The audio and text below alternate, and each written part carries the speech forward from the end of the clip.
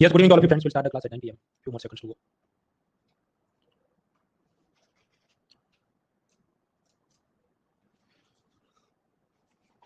Alright friends, so now it is 9 p.m. We'll start this class. My first question है, can you hear me? क्या मुझे देख सकते हैं, सुन सकते हैं? जतिन, रिया, विशाल, निकिता, अंकिता, पीयू, अकबर, धीरेंद्र, नजरदान, सर, जस्ट मूव फॉरवर्ड। 3% लोग बोल रहे नहीं देख सकते तो अपने कीबोर्ड पर कंट्रोल आर या कंट्रोल शिफ्ट आर प्रेस करो। क्रोम ब्राउजर यूज करो, एडोन डिसेबल करो, इनकॉग्निटो मोड में लॉगिन करो। होप रिचुअल मोबाइल ऐप से देख रहे हैं, मेक श्योर कि इंटरनेट की स्पीड अच्छी हो, देन इट वर्क। क्लास में जो भी डाउट है नोट पेन से लिख दो। क्लास खत्म होने के बाद मुझे गूगल फॉर्म से पूछ लीजिए, जिसका लिंक चैट बॉक्स के अंदर फर्स्ट नंबर का लिंक है, और फिर वेडनेसडे पीडीएफ फाइल बनाकर मैं उसकी जॉब अपलोड करूंगा। लास्ट वीक भी जो आए थे सब निपटा दिया। देखिए लास्ट वीक हम लोगों ने पढ़ा था पिलर 2 की ब्लैक मनी सब्सिडी वगैरह। अब उसमें से दो टेस्ट थी, एक बुधवार को थी, एक गुरुवार को थी। तो वेडनेसडे को जो टेस्ट थी 50 मार्क्स की ब्लैक मनी सब्सिडी के बारे में, लिस्ट हटिया उससे ज्यादा जिनके मैंने सबको बताई। पेन, हर्षिता, ज्योति, अभिषेक, तनिष्का, अवनिंद्र, शिवांशु, प्रकाश, संदीप, चेतन, ब्रीत, पूजा, हर्षित, अभिनीत, पीयूष, राहुल, प्रभात, शालिनी, सौरभ, नरेश करे। और इनके ऊपर जिनके और अच्छे मार्क हैं उन सबको भी बात बताई। ये ग्राफ आपके हैंडआउट में दिया है कि भारत देश के अंदर सपोज 100 रुपये का प्रोडक्शन हुआ, उसमें से गवर्नमेंट को 11 रुपये टैक्स में मिलता है, तो टैक्स टू जीडीपी 11%। इसमें भी 5 रुपीज इंडायरेक्ट टैक्स आते हैं, मतलब जीएसटी, एक्साइज, कस्टम वगैरह, और 6 रुपये आते हैं direct tax, income tax, corporation tax वगैरह। फर्स्ट स्टेटमेंट क्या बोला है कि अपना टैक्स टू जीडीपी 10% से बढ़ के 14% हुआ, किधर भाई 11% भी धक्के मार मार के मुश्किल से वो पहुंच सकता है। दूसरा क्या लिखा है कि 2023 बजट के मुताबिक भारत सरकार को इंडायरेक्ट टैक्स में ज्यादा पैसा आएगा, डायरेक्ट टैक्स में कम आएगा, तो वो भी गलत है। So both statements are wrong. सुकून से आप ग्राफ को देखो, only 26% could get it right था भाई, ध्यान दो। फिर बहुत सारे ऐसे कि ये वाला ऑर्गेनाइजेशन वो कौन सी मिनिस्ट्री में आता है, तो पुराना भी याद होना चाहिए। सीरियस फ्रॉड वाला व्हाइट कॉलर क्राइम वाला जो था पुलिस, वो किसके नीचे आता है? कॉर्पोरेट ऑफिस मिनिस्ट्री के नीचे, कॉमर्स मिनिस्ट्री के नीचे नहीं। अब कुछ ऐसे होंगे ministry of commerce, ministry of corporate office, वो व्हाट्सएप में ऐसे की तरह ऐसे स्क्रॉल डाउन करते रहते हैं, ध्यान से पढ़ते नहीं तो फिर गलत हो जाते जवाब। फिर कुछ तो इनकरेक्ट स्टेटमेंट फाइंड करते हैं, इनकरेक्ट पूछा है। इलेक्टोरल बॉन्ड अभी भी चर्चा में, कोई भी बैंक से नहीं खरीद सकते, सिर्फ और सिर्फ एसबीआई से खरीद सकते, वो सब पिलर 1 सी में पढ़ा था। सेफ हार्बर रूल्स याद करो कि अगर ट्रांसफर प्राइसिंग का कोई केस है, वो कोका कोला सोचो का हमने एग्जांपल लिया था, ऐसे कुछ केस में फॉरेन इन्वेस्टर को लीगल इम्यूनिटी मिल जाएगी कि उस पे इंडिया के इनकम टैक्स ऑफिसर एक्शन नहीं लेंगे, तो उसको क्या बोलते हैं? Safe harbour rules.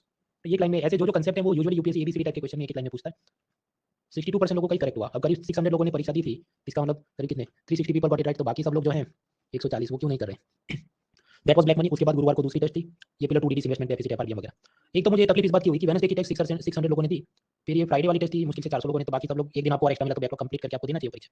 क्या इसमें करीब जो भी 45 क्वेश्चन यानी 90 मार्क्स थे, जिन जिनके लिए 70 या उससे ज्यादा उनको बताया, दीपांश, रश्मि, बिनू, दलकीर, शुभ्र ज्योति, अमित, मानसवी, रिया, प्रिय, मेधनकर, अनिशा, शुभम, आईएस एस्पायरेंट, रवि, विराट, संजीव, आकाश, नीतीश, और उनके ऊपर भी जिन्होंने और अच्छे मार्क्स हासिल किए उन सबको बताए।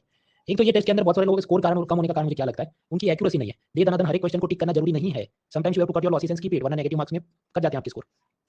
अभी कौन से के अंदर ज्यादा अपने को या कम एक्सपेंडिचर चल रहा है, देखिए स्ट्रेट लाइन में ऊपर नीचे चलता हो तो स्टेट इंक्रीज या डिक्रीज है, ऐसा जिगजैग जिगजैग करके कुछ चलता हो तो वो सब गलत है, तो उस हिसाब से उसको टिक करना था। टोटल एक्सपेंडिचर और टोटल रिसीव पर बोरिंग को एक्सक्लूड करो। फीजल डेफिसिट रात को 2 बजे पूछो, 12 बजे पूछो, याद होना चाहिए। 94% को करेक्ट हो रहा है, 6% को मतलब अलग से मैं वेडिंग इनविटेशन कार्ड लिख के तो क्या है आपको शादी में। अगर आप ये नहीं कर सकते तो सीडीएस, इंजीनियरिंग सर्विस ऐसी जो आसान सी कंपेयर टू आईएएस एग्जाम जो परीक्षा उसमें भी आपका कुछ हो नहीं सकता। तो be serious about your life career and माँ बाप का पैसा खुद का टाइम क्यों बर्बाद कर रहे हो? अब ये वाला क्वेश्चन देखो, रेलवे बजट को जनरल बजट से अलग किया अंग्रेजों के जमाने में, हमको पता है कि एक्वर्ड कमेटी कुछ थी उसमें। अब ये यूपीएससी ने ईपीएफओ 2023 की परीक्षा में ऐसा पूछा कि अच्छा वो जो सेपरेट किया मतलब उसका क्या कोई डॉक्यूमेंट अग्रीमेंट क्या था? Separation of convention of 1924। अब इतनी सब बारीक चीजें नॉर्मल जगह आपको मिलेगी नहीं, इसने पूछी, वो मैंने आपको झटका देने के लिए दिया कि रैंडम फॉर्म होते हैं ऐसे, तो इधर आपको क्या करना था, इसको स्किप कर देना था। जबरदस्ती मतलब इधर वर्ड एसोसिएशन करके मैं जाऊं तो उसमें कोई, इसलिए तो गलत हुए लोगों के। एक जमाने में ऐसा होता था कि 100 क्वेश्चन आप 90 कर दो, तुक्के मार मार के तो भी आपके कट ऑफ क्लियर हो जाए। आजकल ऐसा नहीं होता। The more you attempt the more chances कि आपका नीचे नंबर कट जाएगा बिकॉज ऑफ नेगेटिव मार्किंग। ऐसा एक और प्रश्न ईपीएफओ में पूछा कि मान लीजिए आपने कोई मशीन या फैक्ट्री का इंश्योरेंस लिया था और फिर वो मशीन फैक्ट्री डैमेज हो गई और एलआईसी या जो इंश्योरेंस कंपनी उसने आपको पैसा दिया यानी रिसीट, तो वो क्या है? Insurance claim received on account of machinery damage by fire is what? Capital received revenue is that. उसमें बात ऐसी है कि मशीन का मामला है और उसकी जो भी मूल रकम है या बड़ा जत्था में पैसा है तो it is associated with capital part of the budget, क्या काउंटिंग। और एलआईसी बिजनेसमैन को पैसा दे रही है तो बिजनेसमैन के पॉइंट ऑफ व्यू से क्या है, पैसा इनकमिंग है, यानी कि वो गया रिसीट।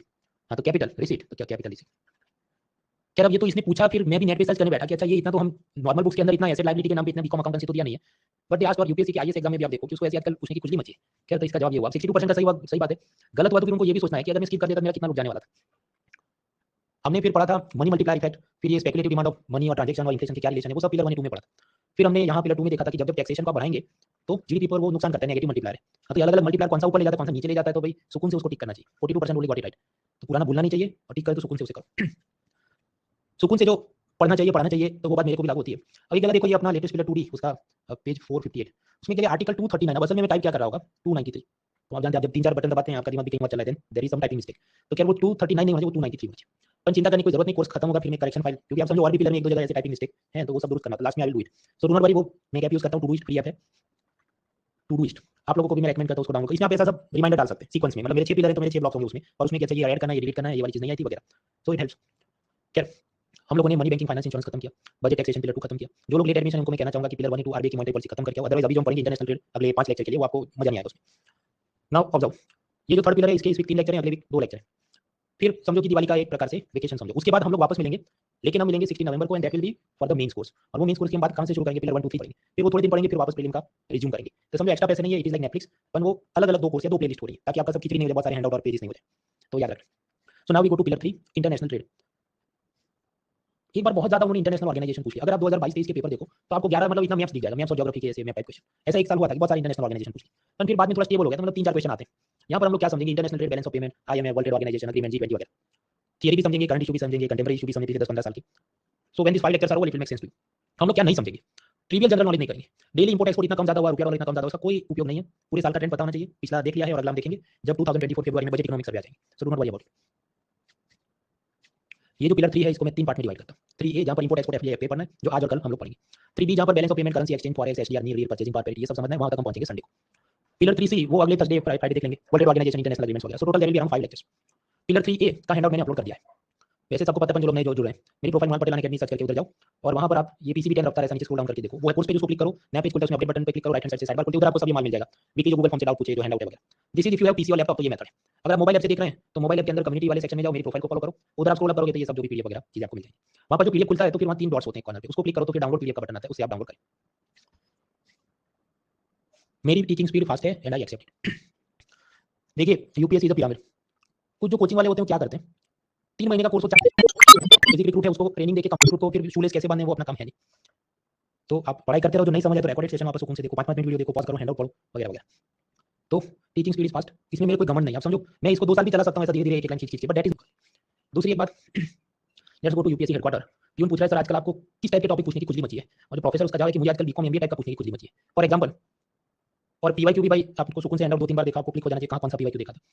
एनडीएस ओएम आरबीआई के प्लेटफॉर्म से जीसे बाय सेल करने की बात, वो एकदम टेक्निकल हाई लेवल की चीज थी जो नॉर्मली हम लोग नहीं पढ़ते। शेयर मार्केट में बीटा का मतलब ये इन्फ्लेशन इंडेक्स, बॉन्ड और इन्वेस्ट पे इनकम टैक्स लगता है कि नहीं, ये सब आपको पिलर 1 से। फिर पिलर 1 भी टू बर्निंग इश्यूज में वो इन्वेस्ट, वो सरफाइसी में बोरोवर के रूप में लेबल होता है कि नहीं। पिलर 2 जो लास्ट वीक कंप्लीट किया, याद करो, कंपनी के कैपिटल एक्सपेंडिचर में ये वाली चीज आती है कि नहीं, या कंपनी की ये वाली एसेट्स में इंटेंजिबल है कि फिजिकल एसेट है, वो लेबलिंग और कस्टमर मेलिंग लिस्ट वगैरह वेडनेसडे के टेस्ट में देखना। तो आजकल उनको पूछने की खुजली मची है, इसलिए मैंने अलग हैंडआउट को अपडेट किया। पिलर 2C जो पहले 50 पेज का था उसको मुझे 70 पेज का करना पड़ा। अब समझो यूपीएससी अगर खिलजी के बारे में पूछे तो फिर आप ये नहीं कह सकते कि मैं शेरशाह सूरी को पढ़ के नहीं जाऊंगा, आपको सब पढ़ के जाना होगा। So just because they are something, तो उसकी रिदम में और जितने ट्यून बैठते हैं वो सब करके बैठना पड़े। सिमिलरली यहाँ पर पिलर 3 के अंदर भी मुझे कुछ बीकॉम एमबीए टाइप का शुरुआत में ऐड करना पड़ा है, तो मैंने किया है और आपको पढ़ना है, लेकिन सिर्फ उतना पढ़ना है जितना कि मैं आपको पढ़ा रहा हूँ। और ज्यादा उसमें डिटेल में मत जाओ कि कंपेयर एक्स विद वाई, या ये पॉइंट ए है वो पॉइंट बी का सब टॉपिक है कि नहीं। तो फिर पिलर 1 से में याद करो, आपकी बस छूट जाएगी। या अश्वत्थामा वाली बात याद करो, जो डेफिसिट फार्मूला मैंने आपको बताया, नरोवा कुंजरोवा आदमी था हाथी था मुझे नहीं पता। कुछ लोग आलसी होते हैं कि उनको मतलब हमेशा खींच चढ़ जाती है कि ये क्या आगे पढ़ना है, क्यों आगे पढ़ना है, तो उनको मैं कहना चाहूंगा मत पढ़ो आप, प्रोवाइडेड कि मिडिवल इंडिया की सारी डिक्शनरी टर्म, आर्ट कल्चर और ये सब टेंपल आर्किटेक्चर सब कुछ आप रख के बैठे, भूगोल के अंदर जितने प्लेसेस इन न्यूज हैं सब आप रख के बैठे। और तीसरा, सारे एनिमल्स की बिहेवियर आपको पता है, उड़ान उड़ान कोई ऐसी लकड़ी लेके वो चींटियों को खाता है कि नहीं, हाथी कीचड़ में रेंगता है कि नहीं, ऊंट पानी में तैरता है कि नहीं, सब कुछ रख के बैठे हो, then you can skip this. और फिर आपको लगता है इतना करके 200 में से मेरे 85 आ जाने, तो फिर भाई आपको कोई पिस्तौल नहीं दिखा रहा है, डोंट स्टडी। तीसरे फालतू के यूट्यूब ब्लॉगर आ गए, मुंह हैंडआउट लंबा लंबा है, और अब ये 10,000 मतलब 1,000 पेज हो सकते हैं, 1200 और हो जाए, तो मेरे कोई शर्म नहीं है, फील है तो अकाउंटेबिलिटी। आप क्या चाहते हैं, पैसा भी लूं और नया अपडेट भी नहीं करूं, दो हाथ से कैसे? और यही लोग बोलते हैं पेपर बहुत टफ हो रहा है, तो टफ हो रहा है तो फिर तो ज्यादा पढ़ना पड़े। खैर आगे बढ़ते हैं, अभी शुरू करते हैं topic. Types of economies. North Korea, तो नॉर्थ कोरिया समझो उसकी बाकी दुनिया के साथ इंपोर्ट एक्सपोर्ट एफडीआई वो कोई रिश्ते हैं नहीं। एफडीआई क्या है वो कल वहां तक देखें। आपको थोड़ा बहुत तो इंपोर्ट एक्सपोर्ट करते होंगे, पर थियोरेटिकल पर्सपेक्टिव से कि कुछ नहीं है, जीरो है, तो उसको हम कहेंगे क्लोज्ड इकोनॉमी, बंद अर्थतंत्र है, ना पैसा मतलब आना जाना उनका कुछ है नहीं। ऑन द अदर हैंड जो भी क्लोज्ड इकोनॉमी नहीं है वो सब ओपन इकोनॉमी है, जैसे इंडिया, नेपाल, श्रीलंका वगैरह। अब ये जो ओपन इकोनॉमी मतलब उनका पूरे वर्ल्ड के साथ कोई ना कोई लेन देन है। ये जो लिंकेज है वो 3 टाइप के होते हैं, याद रखने वर्ड्स। पहला, हम आईफोन इंपोर्ट करें, क्रूड ऑयल इंपोर्ट करें, अपनी चाय एक्सपोर्ट करें, तो ये सब क्या हुआ, आउटपुट मार्केट, जहां इंपोर्ट एक्सपोर्ट के रिश्ते। दूसरा होता है कि फॉरेनर्स इंडिया की कंपनियों में एफडीआई एफपीआई लोन वगैरह के नाम पे इन्वेस्टमेंट करें, वो क्या होता है कल वहां तक पहुंचेंगे। तो ये सब क्या है, समझो शेयर बॉन्ड वो सब क्या था, फाइनेंशियल मार्केट, तो फाइनेंशियल मार्केट के लिंकेज हो सकते हैं। और तीसरा, इंडिया के लोग बाहर जाए नौकरी के लिए, पढ़ाई के लिए वगैरह, पढ़ाई करके फिर नौकरी चालू करें वहाँ, तो वर्कर्स हैं और वो लोग भारत में वापस पैसा देते हैं, रेमिटेंस है, तो ये क्या हुआ, लेबर मार्केट। तो ओपन इकोनॉमी की वर्ल्ड के साथ लिंकेज तीन टाइप के मार्केट्स होते हैं, 1 2 3। तो पेयर टाइप का पूछा फिर चौथा कुछ और डाल दे तो याद रखना ये 3 ही है, चौथा नहीं है। Second concept is circular flow of income. जो भी ओपन इकोनॉमी है तो क्या होगा, पैसा आता है जाता है, एक तरफ हाउस होल्ड है, दूसरी तरफ बिजनेस फॉर्म है, लोन में पैसा जाएगा, शेयर मार्केट में पैसा जाएगा, म्यूचुअल फंड वाले जिनको हम कहते हैं फाइनेंशियल इंटरमीडिएट्स, उनका क्लासिफिकेशन पिलर 1B1 में हमने पढ़ा था। और ये जो पूरा इनकम एक्सपेंस का चलता रहता है, आपने कंपनी में पैसा इन्वेस्ट किया, कंपनी वाले आपको डिविडेंड दे रहे हैं, आप कंपनी के प्रोडक्ट्स खरीद रहे हैं, कंपनी को प्रॉफिट हो रहा है वगैरह वगैरह। यहाँ पर गवर्नमेंट की भी भूमिका होती है, they also have a role. कैसे? वो भी तो पैसा स्पेंड कर, मुकेश अंबानी ने रिलायंस की रिफाइनरी में पेट्रोल बनाया, तो वो तो मिनिस्टर की गाड़ी में भी जाना है, तो पैसा स्पेंड होगा और अंबानी को मिलेगा।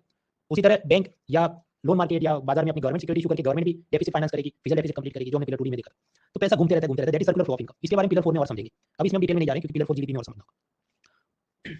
हाँ, तो समझो हाउस होल्ड है, बिजनेस फॉर्म है, सरकार है, और फाइनेंशियल मार्केट है, मतलब ये बैंक, एनबीएफसी, शेयर मार्केट वगैरह, आपस में सब पैसा आता रहता है, consumption, taxation, savings, deficit finance, loans, investment expenditure, कुछ सरकार हाई हॉस्पिटल बना रही है, टैक्सेशन वगैरह वगैरह। और इन सबके लिए market for goods and services है। यहाँ तक तो बराबर था। अगर नॉर्थ कोरिया की बात करते वो क्लोज इकोनॉमी था, तो पैसा अंदर ही अंदर घूमते रहता। लेकिन इंडिया आप जानते हैं ओपन इकोनॉमी, तो अभी क्या होगा, कुछ बार आप इंटेल या एएमडी का सीपीयू इंपोर्ट करोगे, यानी कि आप पैसा बाहर भेज रहे हो, सपोज इन ताइवान, तो आप समझो आपने कुछ आयात किया, इंपोर्ट किया, तो पैसा रिसाव होकर बाहर चला जाएगा। There will be leakage of money from the circular flow of income when import. Import करोगे तो आप किसी को पेमेंट दे रहे हो ना बाहर वाली पार्टी को, तो आपका पैसा चला गया, लीकेज हो गया। याद है सर्कुलर फ्लो ऑफ इनकम में there could be leakage if there is import, और वो लीकेज और ज्यादा बढ़ सकती है अगर वो ज्यादा इंपोर्ट बढ़ जाती है। Opposite is also true. Suppose India चाय को एक्सपोर्ट करे तो फॉरेनर्स हमको पैसा ऊपर से नीचे आएगा, तो अगर निर्यात किया एक्सपोर्ट किया तो भारत के अंदर पैसा आएगा, तब समझो export will result in injection of money into circular flow of income in India. Injection हो जाए पैसा भारत में आएगा। तो याद रखना this and this. International trade क्यों करना चाहिए, उसके क्या फायदे, सरकार को क्या फायदा है, उससे जितनी फॉरेक्स बाहर से आएगी वो असल में आरबीआई का फायदा है, कैसे वो हम संडे वहां तक पहुंचे, जॉब क्रिएट होंगे, प्रोडक्शन जीडीपी बढ़े।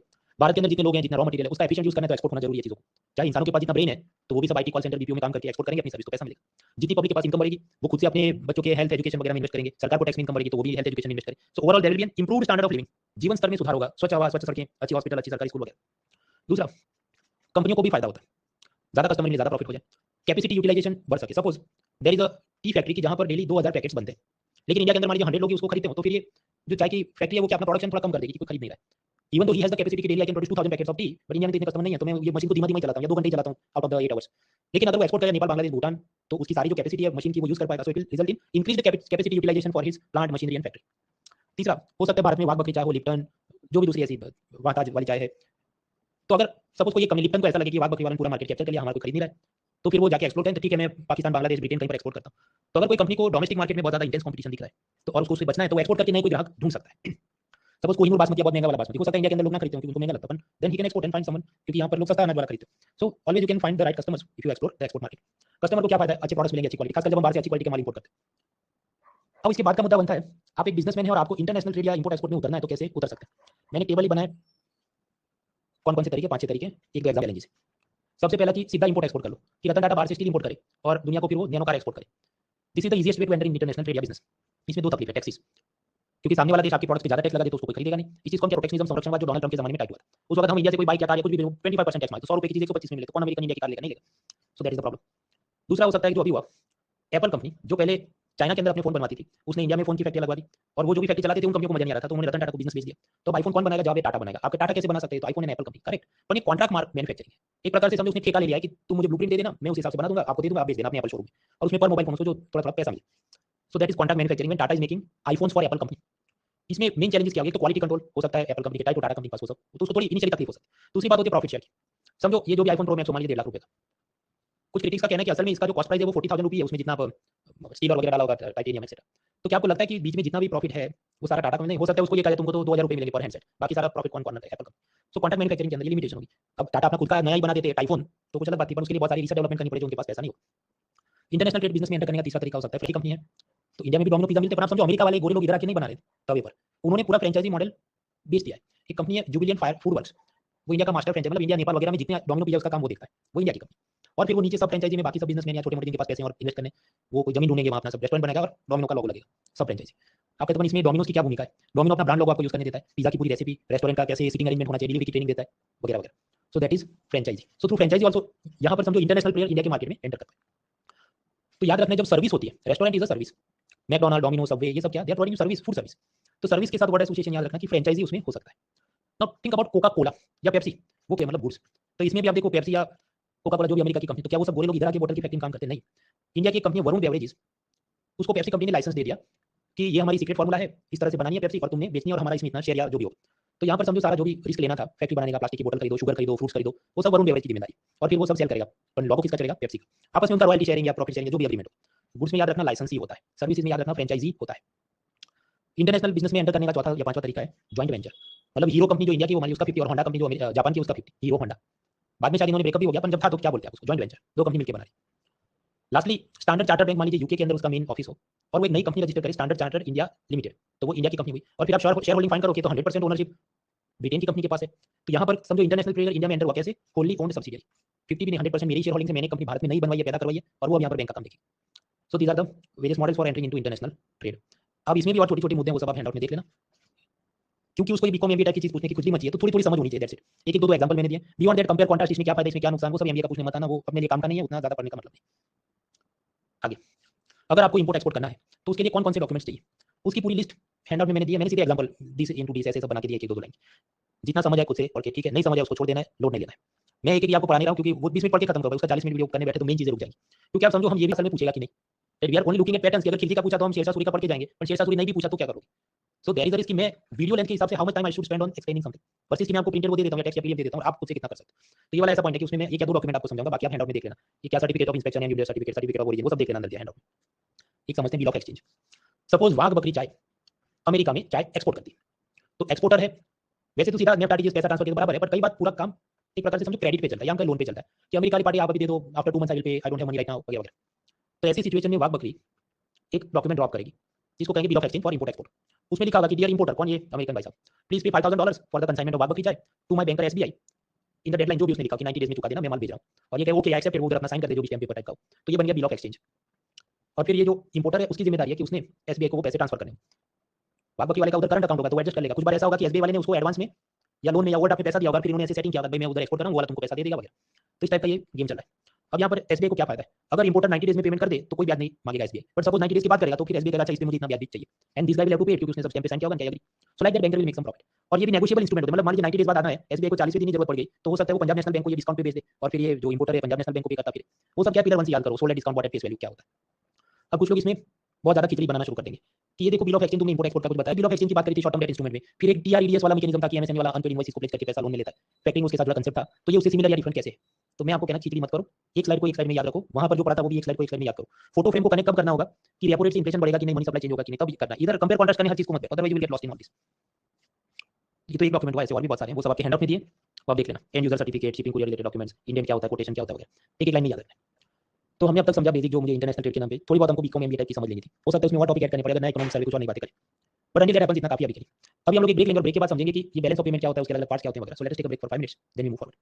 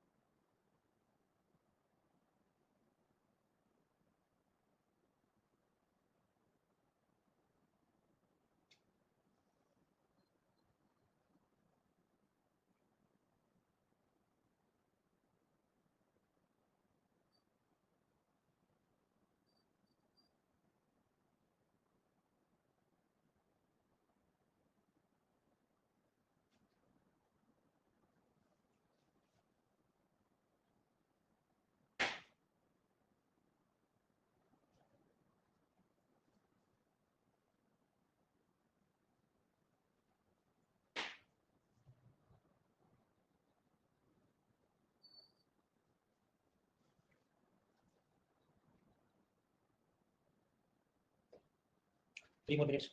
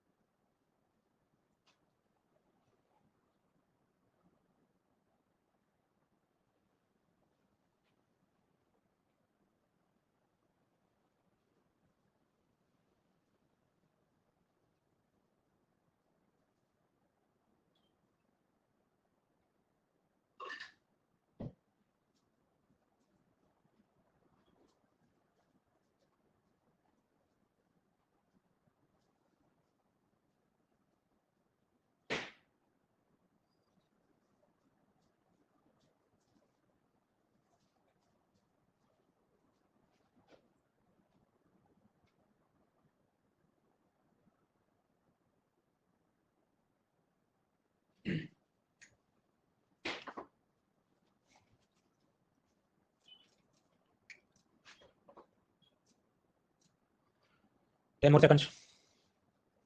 और फ्रेंड्स आगे बढ़ने से पहले telling the voting line, can see me, can hear me, देख सकते हैं, सुन सकते हैं, 2% वोट करें। जाहिदा, नूफान, प्रणय, इकरा, नवनीत, बिनू, सुब्रमण्यन, विशाल, Jyoti, Rekha, Nazar, freezes, we move forward. Class में जो भी डाउट है नोट पेन से लिख दो, क्लास खत्म होने के बाद गूगल फॉर्म से पूछ लो, जिसका लिंक चैट बॉक्स के टॉप सेक्शन में, फिर वेडनेसडे में उसकी जवाब अपलोड करूँ। चालू क्लास के अंदर आप समझो जो भी पढ़ें तो कंटिन्यूस फ्लो होना चाहिए, ताकि जब आप रिवीजन करें तो उसमें ब्रेक नहीं आए, वरना उधर बीच बीच में मैं डाउट लेना चालू, कोई पूछे मैं ऐसे मैं क्या तैयारी करूँ, कोई पूछे मैं एंथ्रोपोलॉजी ऑप्शनल लूँ कि नहीं, it is not efficient. Video की वो जो रिवीजन वाली फ्लो है वो खराब करेगी। Now what is balance of payment. Balance of payment एक सिस्टमैटिक रिकॉर्ड है, या मैं कहूँ वो एक एक्सेल फाइल है जिसमें अलग अलग कॉलम्स होते हैं। प्रश्न कौन बनाता है, जब हर देश की सेंट्रल बैंक, इंग्लैंड में बैंक ऑफ इंग्लैंड, चाइना में पीपल्स बैंक ऑफ चाइना वगैरह।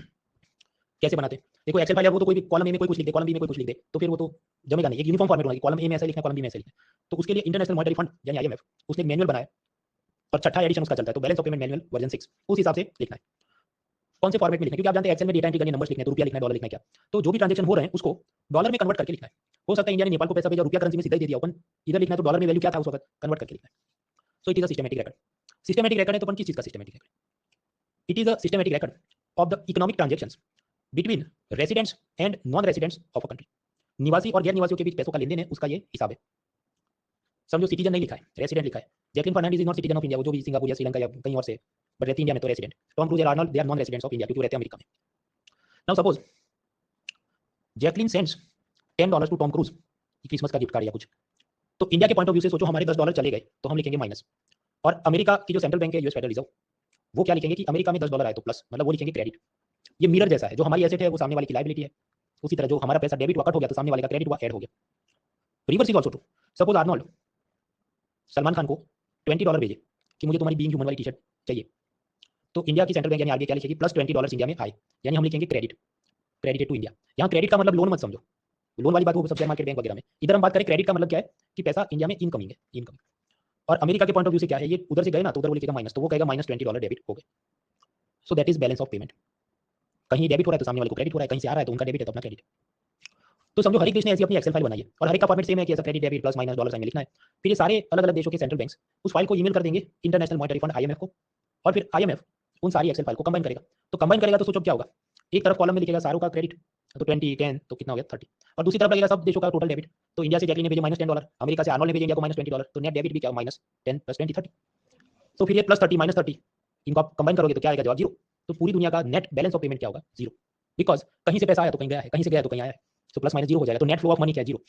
When you talk about the entire world, एक एक देश में अलग अलग हो सकता है कि इंडिया में ज्यादा पैसा आया कम पैसा आया, that could be different, but when you combine all the countries together तो जवाब हो जाएगा 0। याद रखना है MCQ, net balance of payment of the entire world is 0।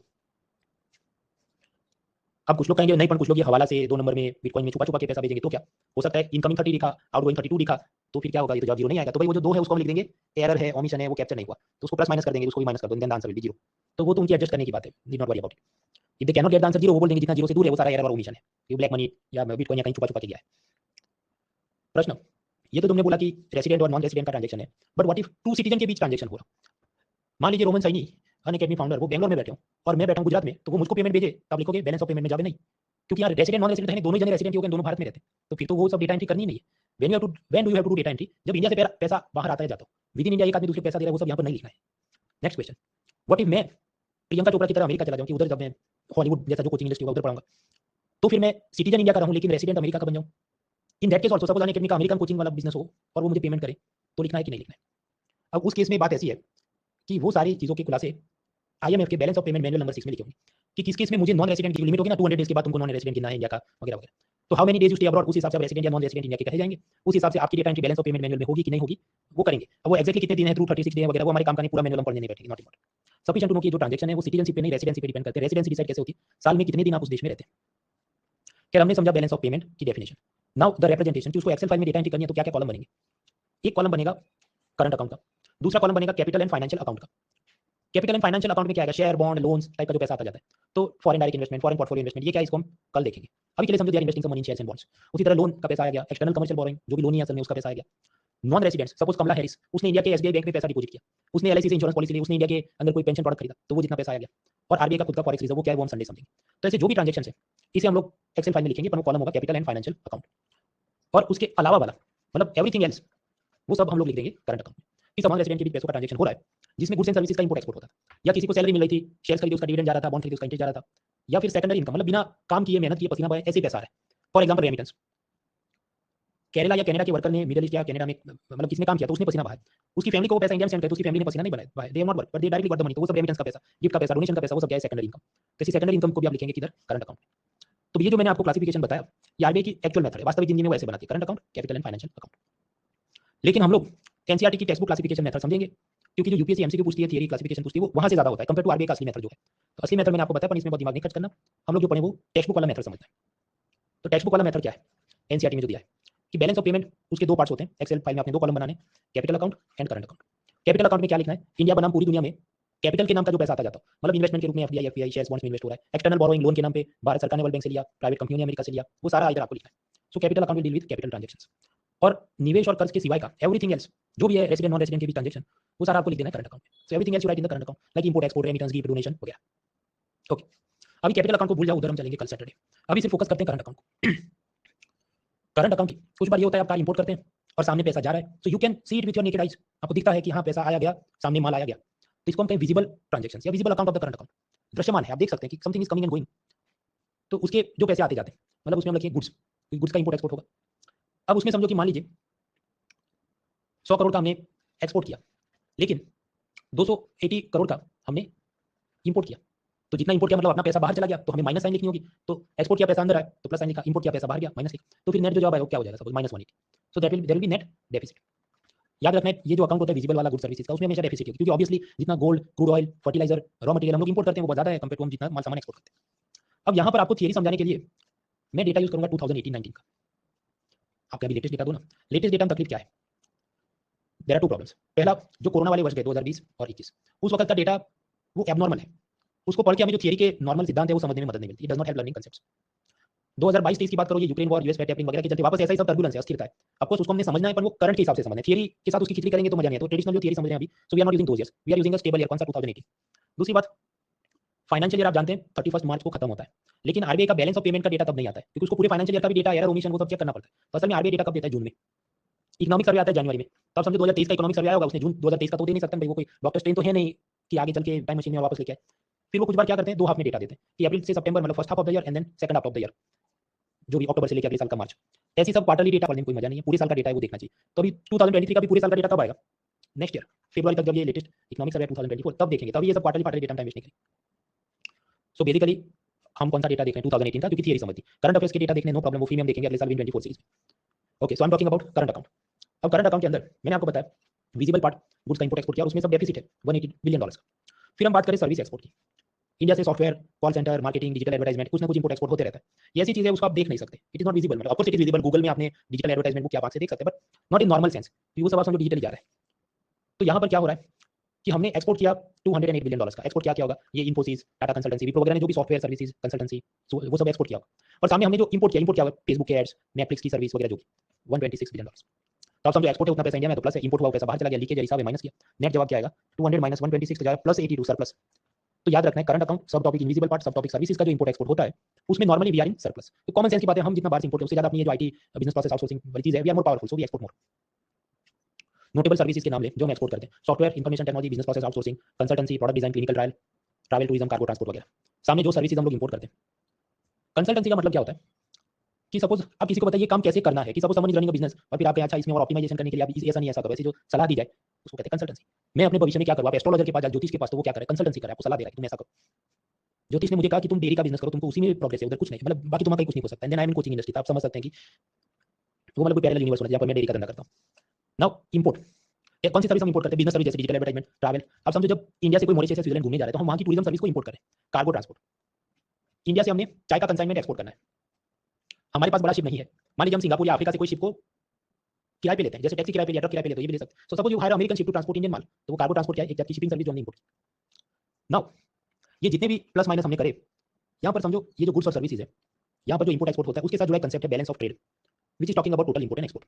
अगर ये जब प्लस में आ जाए तो इसका मतलब ट्रेड सरप्लस है, आप ज्यादा एक्सपोर्ट करें, आप इंपोर्ट कम करें। चाइना जैसे देशों में सरप्लस होगा क्योंकि आप जानते हैं वो बहुत सारा माल एक्सपोर्ट करता है। इंडिया जैसे देशों में नेगेटिव है, हम कहेंगे ट्रेड डेफिसिट। हमारे केस में क्या हो रहा है, गुड्स में डेफिसिट है, सर्विस में सरप्लस है, दोनों का नेट निकालो, मतलब -1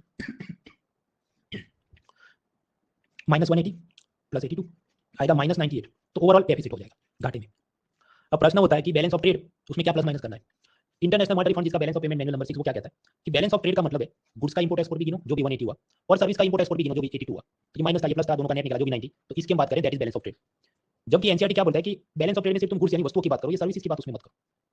क्योंकि शायद एडम स्मिथ के जमाने में वो जब लिखा करता किताबें वेल्थ ऑफ नेशन, तो सर्विसेज का तो कंसेप्ट होगा ही नहीं उसके दिमाग में, तो उसने ये लिखा हुआ, तो वी आर एक्सेप्टिंग दैट। अब आप कहते हो कि एमसीक्यू पूछे तो क्या करना है, तो वो तो डिपेंड करता है ऑप्शन क्या है उस हिसाब से करना है। अगर आपको लगे थियरी टाइप का क्वेश्चन है, go by the definition of NCERT कि बैलेंस ऑफ ट्रेड में वस्तु की बात करनी है, गुड्स की, सर्विसेज की बात नहीं करनी।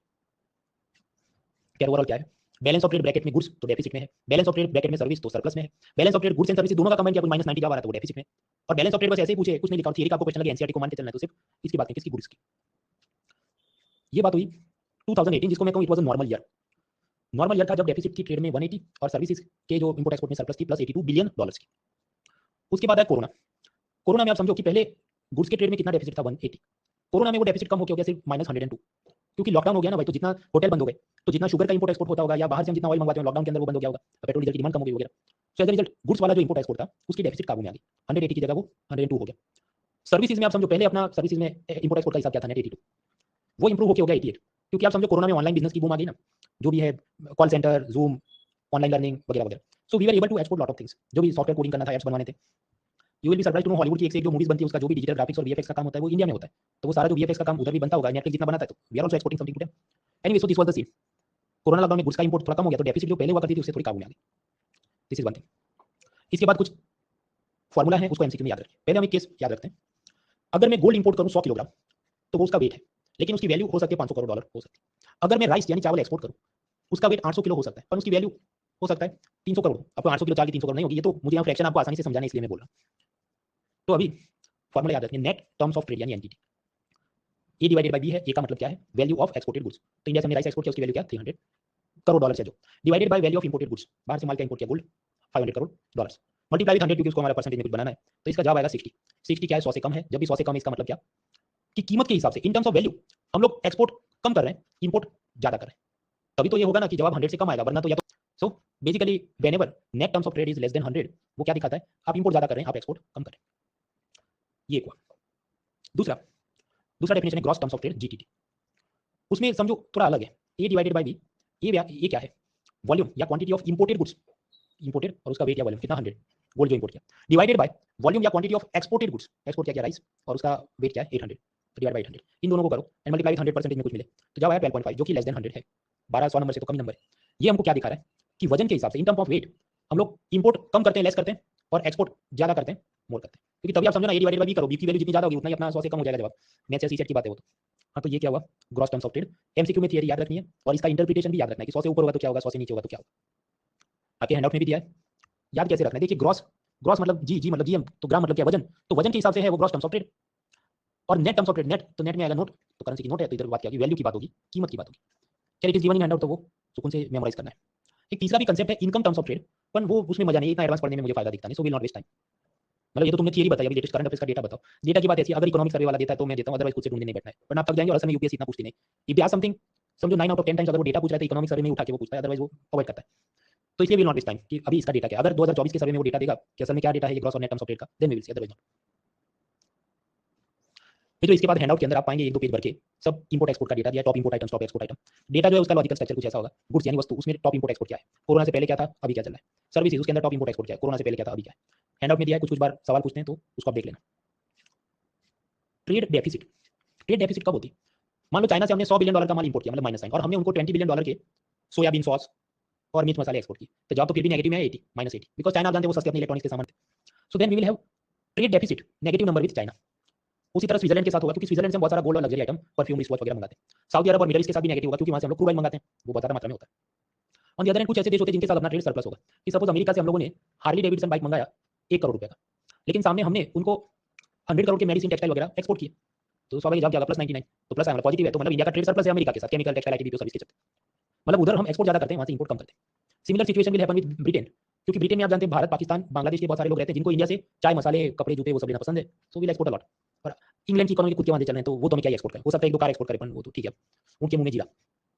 नेपाल, बांग्लादेश वगैरह के साथ भी आप सोचो हमारा सरप्लस होगा, क्योंकि हम उन्हें बहुत सारा फूड, मेडिसिन, कार्स वगैरह एक्सपोर्ट करते हैं। इसमें से खासकर नॉन आईएस एग्जाम जैसे सीडीएस, वगैरह प्रश्न आते हैं। अच्छा, इनमें से कौन से देश के साथ भारत का सरप्लस है, ट्रेड सरप्लस, चाइना के साथ हो नहीं सकता, क्योंकि चीप इलेक्ट्रॉनिक आइटम्स को बहुत इंपोर्ट करते हैं इंडिया। सऊदी अरब से हो नहीं सकता बिकॉज ऑफ ऑयल, तो बचा कौन, अमेरिका, जर्मनी। जर्मनी में भी ऐसा है कि वहां से बहुत सारे प्रिसीजन इंस्ट्रूमेंट्स, कैमरा के लेंस, रिस्ट वॉच का सब, माइक्रोस्कोप वगैरह जो भी वो सब लेते हैं, तो जवाब होता है अमेरिका, वहां पर हम एक्सपोर्ट ज्यादा करते हैं, उधर से इंपोर्ट कम करते हैं। और भी बहुत सारे प्रश्न हैंडआउट में देखना। तो बैलेंस ऑफ पेमेंट में कुछ बेसिक चीजें हमने समझी, इसके आगे और भी चीजों को समझना है, बट विद फ्रेश माइंड। तो ब्रेक लेते हैं, तब तक ये जो फॉर्मूला हमने समझी उसको रखने की कोशिश करो, break for 5 minutes.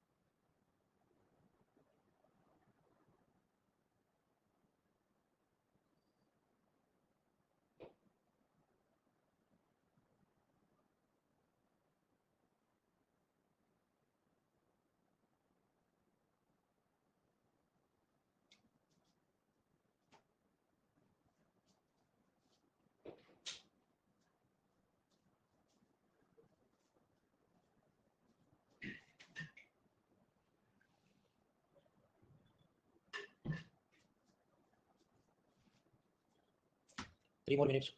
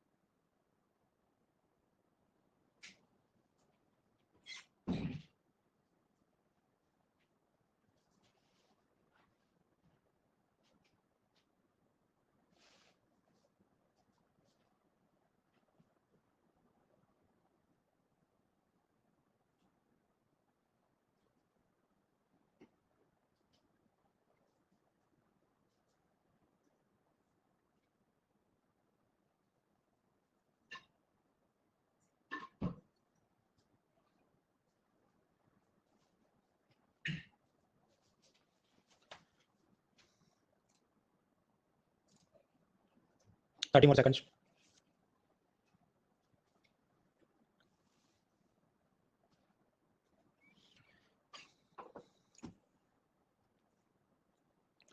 Alright friends, आगे बढ़ने से पहले वोटिंग कैन सी में हमें टू फॉल्स में वोट करिए। जतिन शिवानी विश्वरतन निकिता बिनु प्रतीक आशुतोष नुफान विश्वरतन नजदान सीरीज move forward. Right, so we are learning about balance of payment. उसमें करंट अकाउंट देखा, विजिबल पार्ट के अंदर गुड्स को देखा और इनविजिबल में सर्विसेज को देखा। इनविजिबल पार्ट में और भी चीज आती है, इनकम जैसे प्रॉफिट, इंटरेस्ट, डिविडेंड और ट्रांसफर जैसे रेमिटेंस, गिफ्ट, डोनेशन। ये लोग क्या कहना चाहते हैं समझते हैं। वॉलमार्ट जो कि यूएसए की कंपनी है, उसने फ्लिपकार्ट नाम की कंपनी के, जो इंडिया की कंपनी है, उसमें $16 बिलियन इन्वेस्ट किया। हम ये कहें फ्लिपकार्ट कंपनी के ओरिजिनल फाउंडर्स को $60 बिलियन दिए और का तुम्हारी कंपनी का 80% शेयर होल्डिंग हमको दे दो, जो भी। तो यहाँ आप समझिए कि इंडिया के पॉइंट ऑफ व्यू से इनकमिंग पैसा आ रहा है, फॉरेन डायरेक्ट इन्वेस्टमेंट एफडीआई के रूप में। फॉरेन डायरेक्ट इन्वेस्टमेंट या एफडीआई या प्रत्यक्ष विदेशी निवेश क्या है? बेसिकली कोई फॉरेनर आपके देश की कोई एक कंपनी में मोर देन 10% शेयर होल्डिंग खरीद ले तो उसे हम कहते हैं एफडीआई का पैसा। FDI more than 10% share holding purchase in a single company by a foreigner. तो अमेरिका की कंपनी इंडिया की कंपनी में डाले तो हम करेंगे plus. Reverse is also true. Tata जो कि इंडिया की कंपनी है, उसने ब्रिटेन की जैगुआर कार कंपनी में $6 बिलियन इन्वेस्ट किए और मान लीजिए वो मोर देन 10% शेयर होल्डिंग भी हो, तो हम लिखेंगे 6 पर माइनस क्यों? इंडिया से बाहर आउटगोइंग में जा रहा है। So if coming to India plus है, बाहर जा रहा है माइनस है। तो ये सब क्या कैपिटल है, पूंजी है, बिकॉज एफडीआई है, शेयर इन्वेस्टमेंट है। कितना पैसा आया? तो शुद्ध रूप से समझो 16 आया, -6 गया, तो जब आएगा 10। So net answer is $10 billion से कम टू इंडिया। शुद्ध रूप से $10 बिलियन है भारत में। तो हम इसे अपनी एक्सेल फाइल या चार्ट में कहां प्लॉट करेंगे? तब समझो बैलेंस ऑफ पेमेंट का कैपिटल अकाउंट या पूंजी खाता, सब टॉपिक इन्वेस्टमेंट, सब टॉपिक एफडीआई के अंदर प्लस $10 बिलियन प्लस में आया, समय लिखूंगा। हाँ, तो याद रखना जब भी investment, loan, equity, shares, bonds, bank deposit का पैसा आता है जाता है, वो सब हम लिखते हैं बैलेंस ऑफ पेमेंट के कैपिटल अकाउंट में। अब आप कहेंगे कि हाँ, हार्ट इमोजी दिल बाग बाग हो गया। तो भाई ये पैसा परमानेंट नहीं है, उन्होंने इन्वेस्ट किया है, आपने रिटर्न करना पड़ेगा। वो कैसे? याद करो, अगर कोई आपकी कंपनी में इक्विटी या शेयर इन्वेस्टमेंट करता है, तो फिर जब कंपनी को प्रॉफिट होगा वो लोग कहेंगे हमको डिविडेंड दो। अगर कोई आपकी कंपनी में बॉन्ड खरीदता है, तो वो लोग कहेगा कि मुझे इंटरेस्ट रिटर्न करो, प्रिंसिपल मूलधन वापस करो। तो इन्वेस्टर तो आपसे कुछ पैसों की उम्मीद करेगा, इंक्लूडिंग फॉरेन इन्वेस्टर भी आपसे पैसों की उम्मीद करेगा। इन सबके बारे में शेयर, बॉन्ड, इक्विटी, डेट हमने पिलर 1 से शेयर मार्केट में समझ लिया है। तभी आप समझो कि ये बात सही है कि वॉलमार्ट ने फ्लिपकार्ट में $16 बिलियन इन्वेस्ट किया, हमने कैपिटल अकाउंट में लिखा प्लस। लेकिन बाद में जब फ्लिपकार्ट को प्रॉफिट होगा, उसमें से हो सकता है फ्लिपकार्ट ने $2 बिलियन डिविडेंड के रूप में फ्लिपकार्ट में है to send to America. Yes, तो उस वक्त समझो कि current account sub topic dividend, उसमें मुझे -$2 बिलियन लिखने होंगे जो फ्लिपकार्ट ने अमेरिका में भेजे। Similarly when Tata invested $6 billion in Jaguar company capital account, but on the other hand जब जैगुआर कंपनी को प्रॉफिट होगा, वो भी तो इंडिया में उसमें मान लो कि $1 बिलियन सेंड करा है डिविडेंड। तो current account sub topic dividend में मैं लिखूंगा +1 जैगुआर डिविडेंड टू इंडिया। तो यहाँ आप नेट निकालो, शुद्ध रूप से क्या हुआ? -$2 बिलियन फ्लिपकार्ट के गए, +$1 बिलियन जैगुआर का इंडिया में, तो -2 + 1 तो -1 नेट। यहाँ पर क्या हो गया? सैड इमोजी हो गया। तो कैपिटल अकाउंट में हैप्पी इमोजी था, बहुत हम खुश थे, हमको पैसा मिला, पर सामने करंट अकाउंट में पैसा जाता भी है तो नेगेटिव भी हो सकता है। ऐसी बात है, capital account sub topic investment सब टॉपिक एफडीआई में लिखा +$10 बिलियन, बट सामने उसी इन्वेस्टमेंट के एवज में प्रॉफिट, इंटरेस्ट, डिविडेंड वगैरह के रूप में कुछ इनकम ट्रांसफर हो गई जो -$1 बिलियन, तो उसे हमने कहां लिखा? Current account sub topic invisible, sub topic income में -$1 बिलियन गॉन। अभी तो ये एक एग्जांपल मैंने दिया, कुल मिला के 2018 में करीब $28 बिलियन यहाँ पर बाहर चले गए। ईयर याद नहीं रखना, नंबर भी याद नहीं रखना, समझना ये है कि यूजुअली ये नेगेटिव होता है, क्योंकि फॉरेनर्स ने इंडिया की कंपनी में इतना सारा पैसा इन्वेस्ट किया कि स्वाभाविक के सामने वो सब प्रॉफिट, इंटरेस्ट, डिविडेंड में ढेर सारा पैसा जाएगा तो नेगेटिव हो जाए। इट इज ट्रू कि टाटा ने जगुआर में इन्वेस्ट किया, पर ऐसे कितने इंडिया के बड़े-बड़े लोग हैं जिन्होंने फॉरेन कंपनी में इतना इन्वेस्ट किया कि हमको बहुत सारा प्रॉफिट, इंटरेस्ट, डिविडेंड आ जाए? Not enough, so the answer will be negative. Lastly current account sub topic invisible, sub topic transfers. Transfer मतलब पसीना नहीं बहाना है, you don't have to sweat, बस ऐसे जेब में हाथ डाल के राजा की तरह बैठे रहो और पैसा आ जाएगा। रेमिटेंस, जो फैमिली मेंबर को फॉरेन से उसके फैमिली वाले पैसा भेजे। डोनेशन, ये रेड क्रॉस और ऐसी संस्थाएं दे दे। ग्रांट्स, दान में मिल जाए कोई पैसा, गिफ्ट में मिल जाए, तो वो सब जो आया वो क्या है? ट्रांसफर पेमेंट या सेकेंडरी इनकम भी इसको बोलते हैं, सेकेंडरी इनकम। ये करीब $70 बिलियन प्लस में है, बाहर से पैसा ज्यादा है। इंडिया से भी क्या होगा, समझो 5 गए होंगे, पर सामने 75 है, तो नेट आंसर विल बी 70।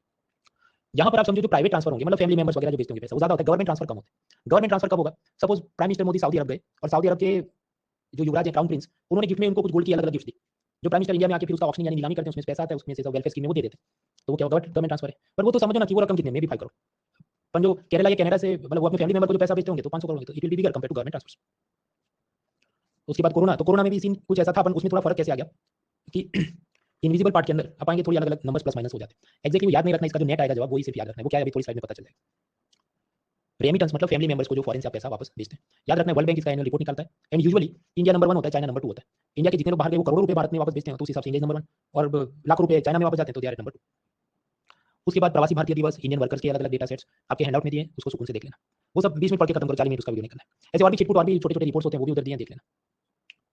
हम वापस आए 2018 में, गुड्स का इंपोर्ट एक्सपोर्ट -180, सर्विस का इंपोर्ट एक्सपोर्ट +82, इनकम में माइनस था, ट्रांसफर में $70 बिलियन, रेमिटेंस की डोनेशन बहुत पैसा है। अब इन सारे नंबर्स को ऐड करो, minus this plus this minus this plus this, तो कुल मिला के जवाब आता है -57। तो ये तो नेगेटिव जवाब है। नेगेटिव है इसलिए इसको हम क्या कहेंगे कि जो करंट अकाउंट बैलेंस है, because we are talking about current account of the balance of payment, तो करंट अकाउंट में नेगेटिव है, तो हम कहेंगे ये करंट अकाउंट डेफिसिट है, चालू खाता घाटा है। और उसको जीडीपी के परसेंटेज में एक्सप्रेस करो कि उस वक्त जो भी 100 रुपए का जीडीपी और 2 रुपए का डेफिसिट हो तो 2% आएगा, तो उस हिसाब से ये करीब 2.1% ऑफ द जीडीपी था। Okay, so in 2018 we had current account deficit. उसका क्या कारण? गुड्स के अंदर बहुत सारा अपना बाहर से हमने ये पेट्रोल क्रूड ऑयल वगैरह इंपोर्ट किया होगा, गोल्ड इंपोर्ट किया होगा, इसलिए। तो अलग अलग वर्षों में आप देखो ये जीरो नंबर है और ये नीचे नेगेटिव नंबर है। तो 2011 में -4% करंट अकाउंट डेफिसिट, 2012 में -4%। यहाँ पर बात हो रही है as a percentage of GDP, GDP के प्रतिशत के रूप में इतना नेगेटिव है। ये जो नेगेटिव है तो it is not a good thing, it is a matter of concern, set smile. क्योंकि आप समझो करंट अकाउंट डेफिसिट हाई होती है, इसका मतलब क्या? इंपोर्ट ज्यादा कर रहे हो, एक्सपोर्ट कम कर रहे हो, और खासकर क्रूड ऑयल और गोल्ड का बहुत ज्यादा इंपोर्ट कर रहे हो। ये भी कारण हो सकता है प्रोटेक्शनिज्म हो, मतलब कि अमेरिका और यूरोप में हम लोग एक्सपोर्ट तो करते हैं, वी आर एक्सपोर्टिंग, पर अमेरिका यूरोप वाले ने उस पे they put too many taxes, बहुत टैक्स लगाते हो भारत के माल पे, तो उनके जो भी अमेरिकन और यूरोपियन कस्टमर इंडिया का माल खरीदते नहीं तो बहुत महंगा है। So then also our exports will decline, कम हो जाएंगे अपने एक्सपोर्ट, कस्टमर ही नहीं। So because of this reason you can see we have high level of deficit. ये जो करंट अकाउंट डेफिसिट है ये खराब चीज क्यों है वो आपको क्लियर हो जाएगी संडे जब हम पहुंचेंगे। एक तो इसके चलते आपकी लोकल करेंसी कमजोर हो जाती है, वीक हो जाती है, मतलब पहले $1.65 में मिलता हो तो 75 में, आजकल तो 83 में मिलता है, तो वो सब चैलेंज है, it weakens your local currency. अब इतना रुपया जो वीक होगा तो जब भी क्रूड ऑयल या कोई बाहर से चीज आपने इंपोर्ट करनी, फर्टिलाइजर या कुछ पहले से ज्यादा महंगी पड़ेगी, और फिर उसी क्रूड ऑयल से आप पेट्रोल डीजल यूज करते हैं, तो सब्जी चावल जो भी ट्रांसपोर्ट कर रहे हो वो सब का भी ट्रांसपोर्टेशन कॉस्ट बढ़ जाएगा, तो महंगाई बढ़ जाएगी, it result into increase inflation, और अल्टीमेटली इससे बैलेंस ऑफ पेमेंट क्राइसिस भी हो सकती है, जैसा श्रीलंका पाकिस्तान में अभी हो रहा है, या 1991 में इंडिया के साथ हो चुका था, वो सभी हम लोग देखेंगे संडे को। Okay, so current account deficit is a bad thing, और आप देखो कि पिछले 17-18 सालों से यही चल रहा है। लेकिन फिर आया 2021, मतलब कोरोना और उसके बाद वाला साल, तब आप पाएंगे कि गुड्स में डेफिसिट था, अपन पहले जो करीब 180 रहता था वो कम हो गया, सिर्फ 102 माइनस। क्यों? क्योंकि लॉकडाउन था, तो बाहर से पहले जितना क्रूड ऑयल वगैरह इंपोर्ट नहीं किया हुआ। सर्विसेज में लगभग पहला या उससे भी बेहतर हो गया, पहले करीब 82 सरप्लस हुआ करता था, बढ़ गया $8 बिलियन। इनकम ट्रांसफर वगैरह में जो भी ठीक ठाक चलता है। अब इन सबका नेट जवाब निकालो 2021 में, तो पता चले ये करीब $24 बिलियन प्लस हो गया, और जीडीपी के परसेंटेज के रूप में जो भी 0.9% या कुछ दिखे, तो ये तो मतलब चमत्कार हो गया कि नॉर्मली आप देखो इतने 2011 से लेके हर साल नेगेटिव नेगेटिव नेगेटिव ही चला है, और फिर 2020 में प्लस 0.9 हो गया। ऐसा पहली बार हुआ है 17-18 सालों में। आप हाँ मतलब बहुत जोरदार हो गया, पर भाई आप समझो वो तो एक्सेप्शन है, हमने कोई बहुत बहादुरी कर दी और कुछ नयापन था इसलिए किया हो, ऐसा तो है नहीं। वो तो एक्सपोर्ट अपने और इंपोर्ट वगैरह का जो इक्विलिब्रियम था वो लॉकडाउन के चलते चेंज हो गया, जो भी क्रूड ऑयल या गोल्ड के हिसाब किताब थे, तो ये तो एक साल अपना सरप्लस बना। उसके बाद वापस क्या सीन बन रहा है? 2020 सरप्लस था करेक्ट, फिर देखो 2021 22 वापस डेफिसिट में चला गया, because the foundation of our exporters is not so strong. हम कोई ऐसा एप्पल या जापान की सोनी कंपनी जैसे अफलातून प्रोडक्ट है ही नहीं कि मतलब मैं अपनी किडनी बेच दूंगा अपना आईफोन खरीद के रखूंगा। अगर ऐसा है तो ये शाश्वत पूरी जिंदगी सरप्लस रहता, लेकिन ऐसा है नहीं। तो what is the take away point? We have to increase our research development, production linked incentives की, make in India, assemble India, ये सब करना है, वो सब पिलर 4 में समझेंगे और मींस कमाल है।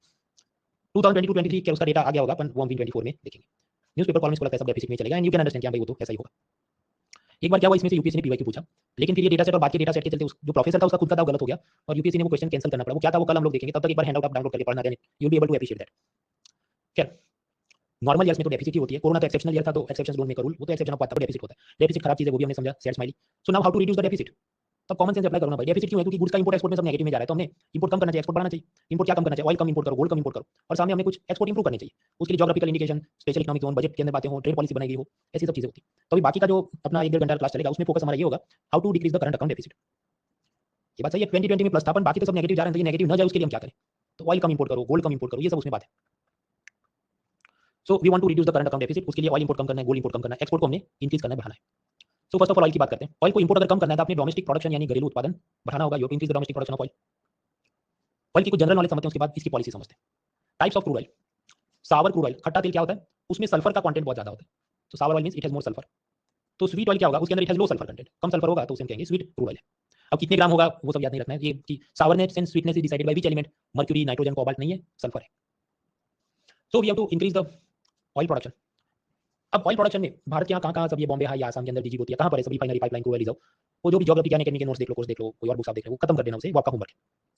आजादी के बाद क्या हुआ आप याद करो, बैंक ऑफ बड़ौदा वगैरह जो प्राइवेट सेक्टर बैंक थे उनका नेशनलाइजेशन किया गया, उनको सरकारी बना दिया, पब्लिक सेक्टर बैंक। ऐसा ही ऑयल गैस कंपनियों में भी हुआ। ये नेहरू इंदिरा गांधी प्राइम मिनिस्टर के जमाने में जो भी प्राइवेट सेक्टर की ऑयल कंपनियां थी, जिसको राजा रजवाड़ा ब्रिटिशर्स उनके मालिक थे, ओनरशिप में थे, वो सबको गवर्नमेंट ने अपने कब्जे में ले लिया, नेशनलाइज कर दिया, खुद सरकार उनकी ओनर होगी। हालांकि ऐसी सरकारी ऑयल गैस कंपनी अच्छे से काम नहीं कर रही थी, जस्ट लाइक सरकारी बैंकों में जो प्रॉब्लम थे, सिमिलर इश्यूज। तो फिर 1991 में प्राइम मिनिस्टर नरसिम्हा राव ने लिबरलाइजेशन, प्राइवेटाइजेशन, ग्लोबलाइजेशन लिया, जहां पर क्या कि अब से प्राइवेट सेक्टर कंपनियां भी आ सकती है, मतलब सरकारी ओएनजीसी कंपनी भी हो सकती है जो ऑयल गैस का काम करे, और सामने ये अदानी और रिलायंस और इनकी भी कंपनियां एसआर वगैरह हो सकती है जो अपना काम करे। So all public and private sector parties can do oil exploration in production. अब आप समझो मुकेश अंबानी के पास कोई रिलायंस की जी कृष्णा गोदावरी बेसिन में क्रूड ऑयल का जत्था हो, उसकी कोई माइंस हो, रिजर्व्स हो, भंडार हो, उसमें से वो एक्सट्रैक्ट करेगा सपोज 100 रुपये उसका ऑपरेशनल कॉस्ट है, लागत खर्च, और वो सोचे मुझे 10 रुपये प्रॉफिट भी होना चाहिए, तो वो ऑयल जो बेचेगा सपोज 110 में, वो क्या उसका रेवेन्यू या सेल प्राइस। सो रेवेन्यू या sale price is made up of what? Profit plus operational cost.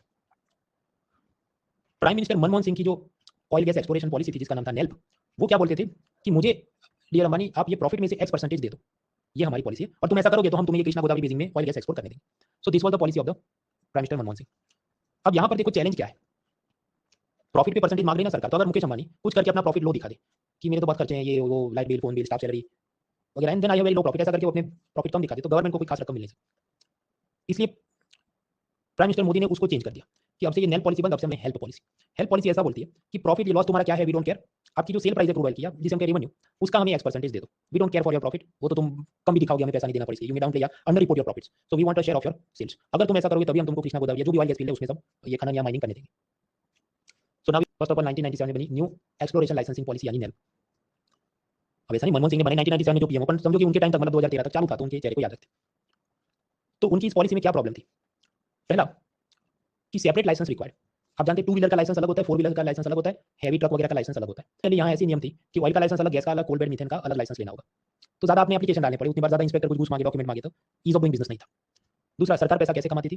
कंपनियों का प्रॉफिट में से परसेंटेज मांग के, पर उसमें हमेशा चिंता क्या रहे कि ये तो मुकेश अंबानी प्रॉफिट कम दिखा रहा है, फिर सरकार कहे अच्छा तो इंस्पेक्टर भेजूंगा प्रॉफिट चेक करने के लिए, I will send inspectors to check whether you are reporting the right profit और नॉट, तो उसमें भी फिर ब्राइबरी, हैरेसमेंट, लिटिगेशन, मुकदमेबाजी ये सब चालू हो जाए, तो ईज ऑफ डूइंग बिजनेस यानी व्यापार में सुगमता नहीं होगी। So that was the problem. तो फिर अब क्योंकि नेल पॉलिसी में क्या प्रॉब्लम थी, सेपरेट लाइसेंस चाहिए था हर एक प्रोडक्ट का, और कंपनियों ने प्रॉफिट में से हिस्सा देना था, और कंपनियां प्रॉफिट को अंडर रिपोर्ट कर रही थी बस। तो फिर 2016 में मोदी सरकार ने नई नीति बनाई, हाइड्रोकार्बन एक्सप्लोरेशन लाइसेंसिंग पॉलिसी यानी हेल्प। हेल्प क्या बोलता है कि तुम्हें ऑयल गैस का जो भी डीलिंग करना है, सिंगल लाइसेंस इनफ, एक ही लाइसेंस से कार भी चलाओ, हैवी व्हीकल भी चलाओ, 2 व्हीलर भी चलाओ, मतलब एक लाइसेंस लेना है एक एरिया का, सपोज कृष्णा गोदावरी बेसिन, और इसी एक ही लाइसेंस से oil gas, coal bed methane, shale gas जो उधर से तुमको खोद के निकालना है तुम्हारी मर्जी, single licence enough. Second, government पैसा कैसे कमाएगी? तो कंपनी के ग्रॉस रेवेन्यू या सेल्स में से गवर्नमेंट परसेंटेज मांगेगी, government will not look into profit, क्योंकि प्रॉफिट तो कंपनी अंडर रिपोर्ट करेंगी, so that is the difference. Help policy इसलिए समझनी है, इसमें क्या होता है, बिडिंग होते हैं कि मान लीजिए लद्दाख के अंदर अब हम नया ऐसा करते हैं, तो government will invite bids, Mukesh Ambani का मैं अपने सेल्स का 20% दूंगा, अदानी का मैं अपने सेल्स का 21% शेयर करूंगा, तो गवर्नमेंट अदानी को उसकी पूरी दे देगी कि तुम इसको 99 ईयर्स तक खुदाई करो। ये जो हेल्प पॉलिसी उसमें और क्या नए रिफॉर्म लिए गए, समंदर में आप तेल या गैस ढूंढने गए तो सरकार याद देगी, सपोज आप लद्दाख के अंदर ऑयल गैस एक्सप्लोरेशन के लिए गवर्नमेंट से परमिशन लो और आपको 99 ईयर्स का मिला, पर आप इधर कहो कि मुझे बॉम्बे या ये अरेबियन सी में या कहीं करना है, तो गवर्नमेंट आपको हो सकता है 150 ईयर्स का कॉन्ट्रैक्ट दे दे, क्योंकि आप समझो ओशन के अंदर ऑयल ढूंढना मतलब उसमें रिस्क और खर्चे ज्यादा होते हैं, इसलिए बिजनेसमैन को ज्यादा टाइम उसमें मिलना चाहिए। सेकंड, गवर्नमेंट लेकर आई हेल्प पॉलिसी के अंदर एक सिस्टम, उसको कहते हैं ओपन एकरेज लाइसेंसिंग पॉलिसी। वो ऐसा है कि सपोज लद्दाख में गवर्नमेंट ने कोई नोटिफिकेशन इशू ना किया हो कि उधर कोई ऑयल गैस का अभी बिडिंग नहीं करना है, लेकिन मुकेश अंबानी को ऐसा सपना आ जाए कि लद्दाख के अंदर मुझे गैस ढूंढनी है, सरकार ने कोई नोटिफिकेशन या एप्लीकेशन नहीं मंगाई, ये बात आपको सपना है मुझे आईएएस बनना है, पर सरकार ने तो फरवरी नोटिफिकेशन में मुझे तो अभी करना है, तो गवर्नमेंट ने कहा ठीक है लद्दाख में भी हम लोग करते हैं, तो गवर्नमेंट फिर नोटिस देगी कि even if government has not specifically invited bids for Ladakh, पर कोई बिजनेसमैन आके कहे कि मुझे लद्दाख में ऑयल मिलने की मुझे लगती है, तो फिर गवर्नमेंट उसका ऑक्शनिंग कराएगी कि ठीक है हम लद्दाख ऑक्शनिंग करते हैं, जिसको आना है आ जाओ, और फिर कंपनी उसमें बिडिंग करेगी, उसको कोई नंबर लगा तो एक्सप्लोरेशन करेगी। इस चीज को हम कहते हैं ओपन एकरेज लाइसेंसिंग पॉलिसी, मतलब even if there is no notification, कोई कंपनी आके कहे मुझे यहाँ करना है, तो गवर्नमेंट फिर उसका नोटिफिकेशन इशू करके उसकी बिडिंग करवा देती है। गेहूं चावल के प्राइस बढ़ जाते हैं, ऑनियन के प्राइस बढ़ जाते हैं, आपको अगर खुद को प्रोटेक्ट करना है क्या करना चाहिए, बफर बना देना चाहिए कि जब सस्ते मिल रहा हो तो स्टॉक में भर के रखो, पूरा साल चलाते रहना। तो उसी तरह से हम क्यों ये ना करें कि जब इंटरनेशनल मार्केट में क्रूड ऑयल सस्ता मिला हो, तो ऐसे जो रॉक कैवन है, पत्थर की गुफाएं स्टोर करके रखें रॉक कैवन के अंदर, तो इससे क्या फायदा, जब सस्ता होगा सपोज $80 का बैरल है तब खरीद लेंगे, और फिर बफर बन जाएगा, तो जब $100 का हो जाएगा और उसी वक्त क्राइसिस होगी, पाकिस्तान या चीन से युद्ध लगना है और टैंक में डीजल भरना है, या बहुत महंगाई बढ़ गई और सब पेट्रोल पंप पे सस्ता बेचना है, वी कैन यूज इट। और इसे हम लोग रॉक कैवन मतलब पत्थर के ये गुफाओं में स्टोर करते हैं, दो कारण है, ज्यादा सेफ और सिक्योर है, ऊपर समझो कोई प्लेन से फाइटर प्लेन से बॉम्ब डाल देता है और खुले में अगर बड़ा सा टैंकर रखा है तो रिस्क ज्यादा, एनवायरमेंट फ्रेंडली भी है, क्योंकि इसमें आप समझो जमीन के ऊपर ज्यादा आपको you don't have to cut many trees and उससे फॉरेस्ट एनवायरमेंट के लिए नुकसान हो। ऐसे स्ट्रेटेजिक ऑयल रिजर्व उसके लिए एक सरकारी कंपनी है जो अबू धाबी यूएई वगैरह से खरीदती है, और फिर अलग अलग जगह पर उसको स्टोर किया जाता है, कुछ लोकेशन दिए हैंड आउट में याद रखना, ठीक है, otherwise need not to slip. और ऐसे स्ट्रेटेजिक ऑयल रिजर्व में बफर में रखते हैं, फिर जरूरत पड़े तो उसमें से क्रूड रिलीज करते हैं ताकि मार्केट में सप्लाई बढ़े और प्राइस कंट्रोल में आ जाए। तो हम लोग समझ रहे थे करंट अकाउंट डेफिसिट खराब चीज है, उसको कम करना है, तो उसके लिए ऑयल इंपोर्ट कम करना है। ऑयल इंपोर्ट कम करने के लिए और क्या क्या हो सकता है, रिन्यूएबल एनर्जी, ये सोलर विंड वगैरह को प्रोत्साहन दो, shell gas, electric vehicle, public transport, Indian waterways, video conferencing, जब तक डिजिटल मीटिंग हो जाए तो घर से बाहर नहीं निकलना चाहिए, तो भी पेट्रोल डीजल बच जाए। अगर कोई दूसरा व्हीकल, सपोज एक फैमिली के पास एक कार है, फिर वो दूसरी तीसरी कार खरीद रहे हैं, तो उस पर ज्यादा टैक्स लगना चाहिए, और इवन पॉलिसी जैसा दिल्ली में एक्सप्लोर किया गया था वगैरह वगैरह। और भी सोच सकते हैं, धूम पिक्चर को बैन कर देना चाहिए, फास्ट एंड फ्यूरियस को बैन कर देना, उसको तो देख के सब बाबू घूमते रहते हैं, बाइक से पैर नीचे नहीं उतारते, but then it takes us to different challenge, freedom of speech and freedom of expression. Film को अगर बनाना है, ग्लोरीफाई करना है बाइक को, तो क्यों ना करें। In fact additional tax on second vehicle, आपका वो फैमिली एक यूनिट है और दूसरी कार खरीदे तो ज़्यादा टैक्स होना चाहिए, तो फैमिली में वो कहे नहीं, मैं तो हमारा सेपरेशन हो गया, हम पति पत्नी साथ में नहीं रहते, या बच्चे कहें हम फैमिली तो है पर हम अलग हैं, so then how will you decide those things. आप नहीं, तुम्हारे घर के सामने सीसीटीवी कैमरा रखें, तुम सभी घर में रहते हो कि नहीं, तो फिर बात आएगी कि प्राइवेसी का क्या होगा, वगैरह वगैरह। चलो, so we learning about we have to reduce the current account deficit. Oil का इंपोर्ट हमें कम करना है, उसकी हम कुछ बात करें थे। डोमेस्टिक प्रोडक्शन बढ़ाना था, बढ़ा दिया, लेकिन आप समझते हैं बहुत सारा ऑयल बाहर से इंपोर्ट करना पड़ेगा, because we are not blessed geographically, हमें ऐसा वरदान नहीं मिला जैसा सऊदी अरब वगैरह को मिला कि बहुत सारा उनके पास ऑयल, हमारे पास तो नहीं है, तो इंपोर्ट तो करना पड़ेगा। तो ऑयल जो हम इंपोर्ट करते हैं उसके कुछ एंगल समझते हैं, फिर देख लेते हैं। ऑयल प्रोड्यूसिंग कंट्रीज जैसे सऊदी अरब, यूएई, वेनेजुएला, ईरान, इराक वगैरह, उन सब ने मिलकर अपना गैंग बनाया जिसका नाम है organisation of petroleum exporting countries, यानी ओपेक, फुल फॉर्म याद रखना है। रशिया इसका मेंबर नहीं है, लेकिन वो इनके साथ दोस्ती रखता है कि जैसा तुम करोगे तो मैं भी तुम्हारे साथ हो जाऊंगा। हेडक्वार्टर याद रखना, मिडिल ईस्ट में नहीं है, ऑस्ट्रिया के वियना शहर में है, जो यूरोप में। आप स्टीरियोटाइप मत रखना, उसमें वेनेजुएला भी है जो कि साउथ अमेरिका में, और भी अलग अलग देश है जो नॉट नेसेसरली सबके सब उसमें समझो आप, ऐसे नहीं है जो सिर्फ मिडिल ईस्ट में। पूरी दुनिया में मान लीजिए जितना ऑयल है 100%, उसका 81% ओपेक के पास है, मतलब ये वेनेजुएला, मिडिल ईस्ट वगैरह, और बाकी जितना 19% या 18% वो non OPEC country like Russia, India, उन सबके पास है, और उसमें भी रशिया ज़्यादा जत्थे में रखता है, हमारे पास तो थोड़ा ही अपना लोकल ऑयल सप्लाई की बात करें। अब क्योंकि इनकी गैंग है, तो गैंग में आप जानते हैं वो मिस्टी प्ले करेंगे, तो उस हिसाब से क्रूड ऑयल के प्राइस कभी बढ़ जाते हैं, कभी गिर जाते हैं। तो कब बढ़ते हैं, कब गिरते हैं, थोड़ा समझते हैं, फिर देख लेते हैं। 2013 में 1 बैरल ऑफ ऑयल, करीब 159 लीटर ऑयल होता है शायद एक बैरल के अंदर, उसकी वैल्यू थी $105, और उसके बाद 2016 में गिर के $29 हो गया। अब कहीं ऐसा कैसे हो, मतलब अचानक ही और इतना सस्ता। तो आप समझो कि everything depends on supply and demand. Crude oil की डिमांड इंटरनेशनल मार्केट में कम हो गई थी, उसके 2-3 कारण थे। अमेरिका में उनका लोकल शेल गैस और टेक्सास वगैरह में से ऑयल का प्रोडक्शन बढ़ा दिया, तो स्वाभाविक मिडल ईस्ट से कम मंगवाएंगे तो डिमांड कम हो जाएगी, डिमांड कम हो जाएगी तो चीज़ की तो सस्ती हो जाती। पैरेलली उसी तरह जमाने में 2013-16 अमेरिका और चाइना के अंदर भी उनकी इकोनॉमी में प्रॉब्लम्स चल रहे थे, तो उस हिसाब से समझो वो भी ऑयल मंगवा के उसमें से पेट्रोलियम, प्लास्टिक, केमिकल, मेडिसिन जो भी बनाते हैं वो सबकी डिमांड कम हो गई, तो ये चीज़ सस्ती हो जाएगी। नाउ नॉर्मली अगर कोई चीज़ की डिमांड कम हो रही है तो उसका जो प्रोड्यूसर है उसने क्या करना चाहिए, सप्लाई को कम कर देना चाहिए, ताकि क्या हो कि 105 का 95 ही हो जाए, ऐसा नहीं कि गिर के 29। उसका मतलब क्या, ये लोग सप्लाई कम नहीं कर रहे थे, सप्लाई जितना बढ़ा रहे थे। इसका क्या करना। ओपेक ग्रुप के अंदर सऊदी भी है और ईरान भी है। 2013-16 में सऊदी अरब को ऐसा लगा कि ये जो ईरान है जिसके ऊपर अमेरिका ने सैंक्शंस रखे हैं, प्रतिबंध है कि तुम न्यूक्लियर टेस्ट करो इसलिए हम तुम्हारा इंपोर्ट एक्सपोर्ट नहीं होने देंगे वगैरह, कुछ ऐसी फील आ रही थी उनको कि ईरान से ये सैंक्शंस हट जाएंगे। और आप समझो ईरान से अगर सैंक्शन यानी प्रतिबंध हट जाए और वो दे अपना सब इंपोर्ट एक्सपोर्ट और एफडीआई वगैरह कर सके, तो वो ऑयल एक्सपोर्ट करके वो बहुत अमीर हो जाएगा ईरान। तो सऊदी अरब के जो भी शेख होंगे, जो उनके राजा होंगे, उनको मजा नहीं आएगा, क्योंकि जैसे इंडिया पाकिस्तान का चलता है ऐसा सऊदी अरब और ईरान का चलता है। So Saudi did not want Iran to prosper, इसलिए सऊदी ने क्या किया, सऊदी अरब को पता चल गया कि तेल की मांग कम हुई है, ऑयल प्रोडक्शन के सामने ऑयल की डिमांड कम हो रही है, पर उसने प्रोडक्शन नहीं कम किया ताकि ऑयल का प्राइस एकदम गिर जाए। तो मैं तो बर्बाद होऊंगा पर तुमको भी बर्बाद करके जाऊंगा, I will destroy my self but I will also destroy you also. ऐसी सऊदी अरब की मेंटालिटी थी ताकि उसका तो लॉस हो लेकिन ईरान का भी लॉस हो जाए, ईरान बर्बाद हो जाए, इसलिए वो सप्लाई कम नहीं करे थे। इसलिए सप्लाई तो सेम टू सेम, डिमांड कम हो गई तो माल जो है वो सस्ता हो गया। आप कहीं अगर ऐसा है तो हमको पेट्रोल कभी सस्ता क्यों नहीं मिला, why did we the Indians not feel some pleasure out of this, हमको आनंद क्यों नहीं मिला, मतलब 10 रुपए का या 5 रुपए का पेट्रोल मिला है, नहीं मिलेगा ना भाई, क्योंकि आप समझो 2014 में 1 लीटर डीजल पर एक्साइज थी 6 रुपए। 2016 जब डीजल आइडियली सस्ता होना चाहिए, सरकार ने क्या किया, उस पे एक्साइज बढ़ा 20 रुपए, ताकि मान लीजिए डीजल का उस समय जो प्राइस हो 50 रुपए, तो पहले भी 50 बाद भी 50 बिकॉज ऑफ द टैक्सेस, क्योंकि सरकार को टैक्स में और पैसा लेते रहना था अपनी जो भी पॉवर्टी वेलफेयर स्कीम चलाने के लिए। अब आप कहेंगे सरकार बदमाशी कर रही है वगैरह, तो फिर आपको ये भी सोचना है तो गरीबों के लिए जितनी योजना चलती है, मनरेगा स्कीम 60,000 करोड़ रुपए, वो किधर से लाएंगे। अगर आप ये कह रहे हैं कि नहीं वो तो इनकम टैक्स से ला दो ना, तो भाई इनकम टैक्स हार्डली कितने 7-8-9 करोड़ लोग तो भरते हैं, मतलब out of the voters hardly 7% people are paying the income tax. Total अपना टैक्स टू जीडीपी कितना है 11%, 21 या 20 के ऊपर होना चाहिए, वो नहीं है, इसलिए तकलीफ है। Therefore we can not reduce the taxes on petrol and diesel, ये उसकी जिस्ट है। खैर, तो सऊदी अरब खुद बर्बाद हुआ, लेकिन ईरान को बर्बाद करने के लिए उसने अपना सप्लाई कम नहीं किया, and therefore crude oil price decreased. लेकिन ये ऐसे झटके लगे कि अल्टीमेटली उसको भी रियलाइज हुआ कि ये तो ठीक पॉलिसी नहीं है, हमारा भी नुकसान हो रहा है। So then ultimately Iran, Saudi Arabia, ये सब लोगों ने हाथ मिला दिया कि अब से अपनी ये जो गैंग है जिसका नाम है OPEC, we will cut down production, हम सप्लाई कम कर देंगे ताकि अपने आप उस चीज का, मतलब क्रूड ऑयल का प्राइस बढ़ जाए। So then you can see that continuously price begin to increase. तो ओपेक को हम कहेंगे कार्टेल है। कार्टेल का मतलब क्या है, वो ऐसा एसोसिएशन है जिसके मैन्युफैक्चरर्स कल्यूड करते हैं, साठ-गांठ करते हैं, या तो सप्लाई को चेंज कर देते हैं या प्राइस बहुत ज्यादा डिमांड करते हैं ताकि उनको मौज रहे, कस्टमर को परेशानी दे। सीमेंट इंडस्ट्री में भी ऐसा होता है, ऐसा कंपटीशन कमीशन ऑफ इंडिया ने कुछ पाया कि सब सीमेंट मेकर्स मिलकर या तो सप्लाई कट कर देते हैं इंडिया में, नहीं तो भाव एकदम महंगा रखते हैं, एक थैली का 2000-3000 जो भी, भले उनको सस्ते में पड़ता हो। So this is cartel. अब ठीक है, इनकी कार्टेलबाजी के चलते ऑयल का प्राइस चढ़ गया, फिर आप पाएंगे कि अराउंड 2018 वापस गिर भी गया। तो गिर कैसे गया, कार्टेल है तो फिर तो सब कंट्रोल में होना चाहिए, क्योंकि उस वक्त आप समझो अमेरिका ने इराक और नाइजीरिया पे प्रेशर बढ़ा दिया कि तुम सप्लाई इंक्रीज करो, तुम ओपेक की बात मत सुनो।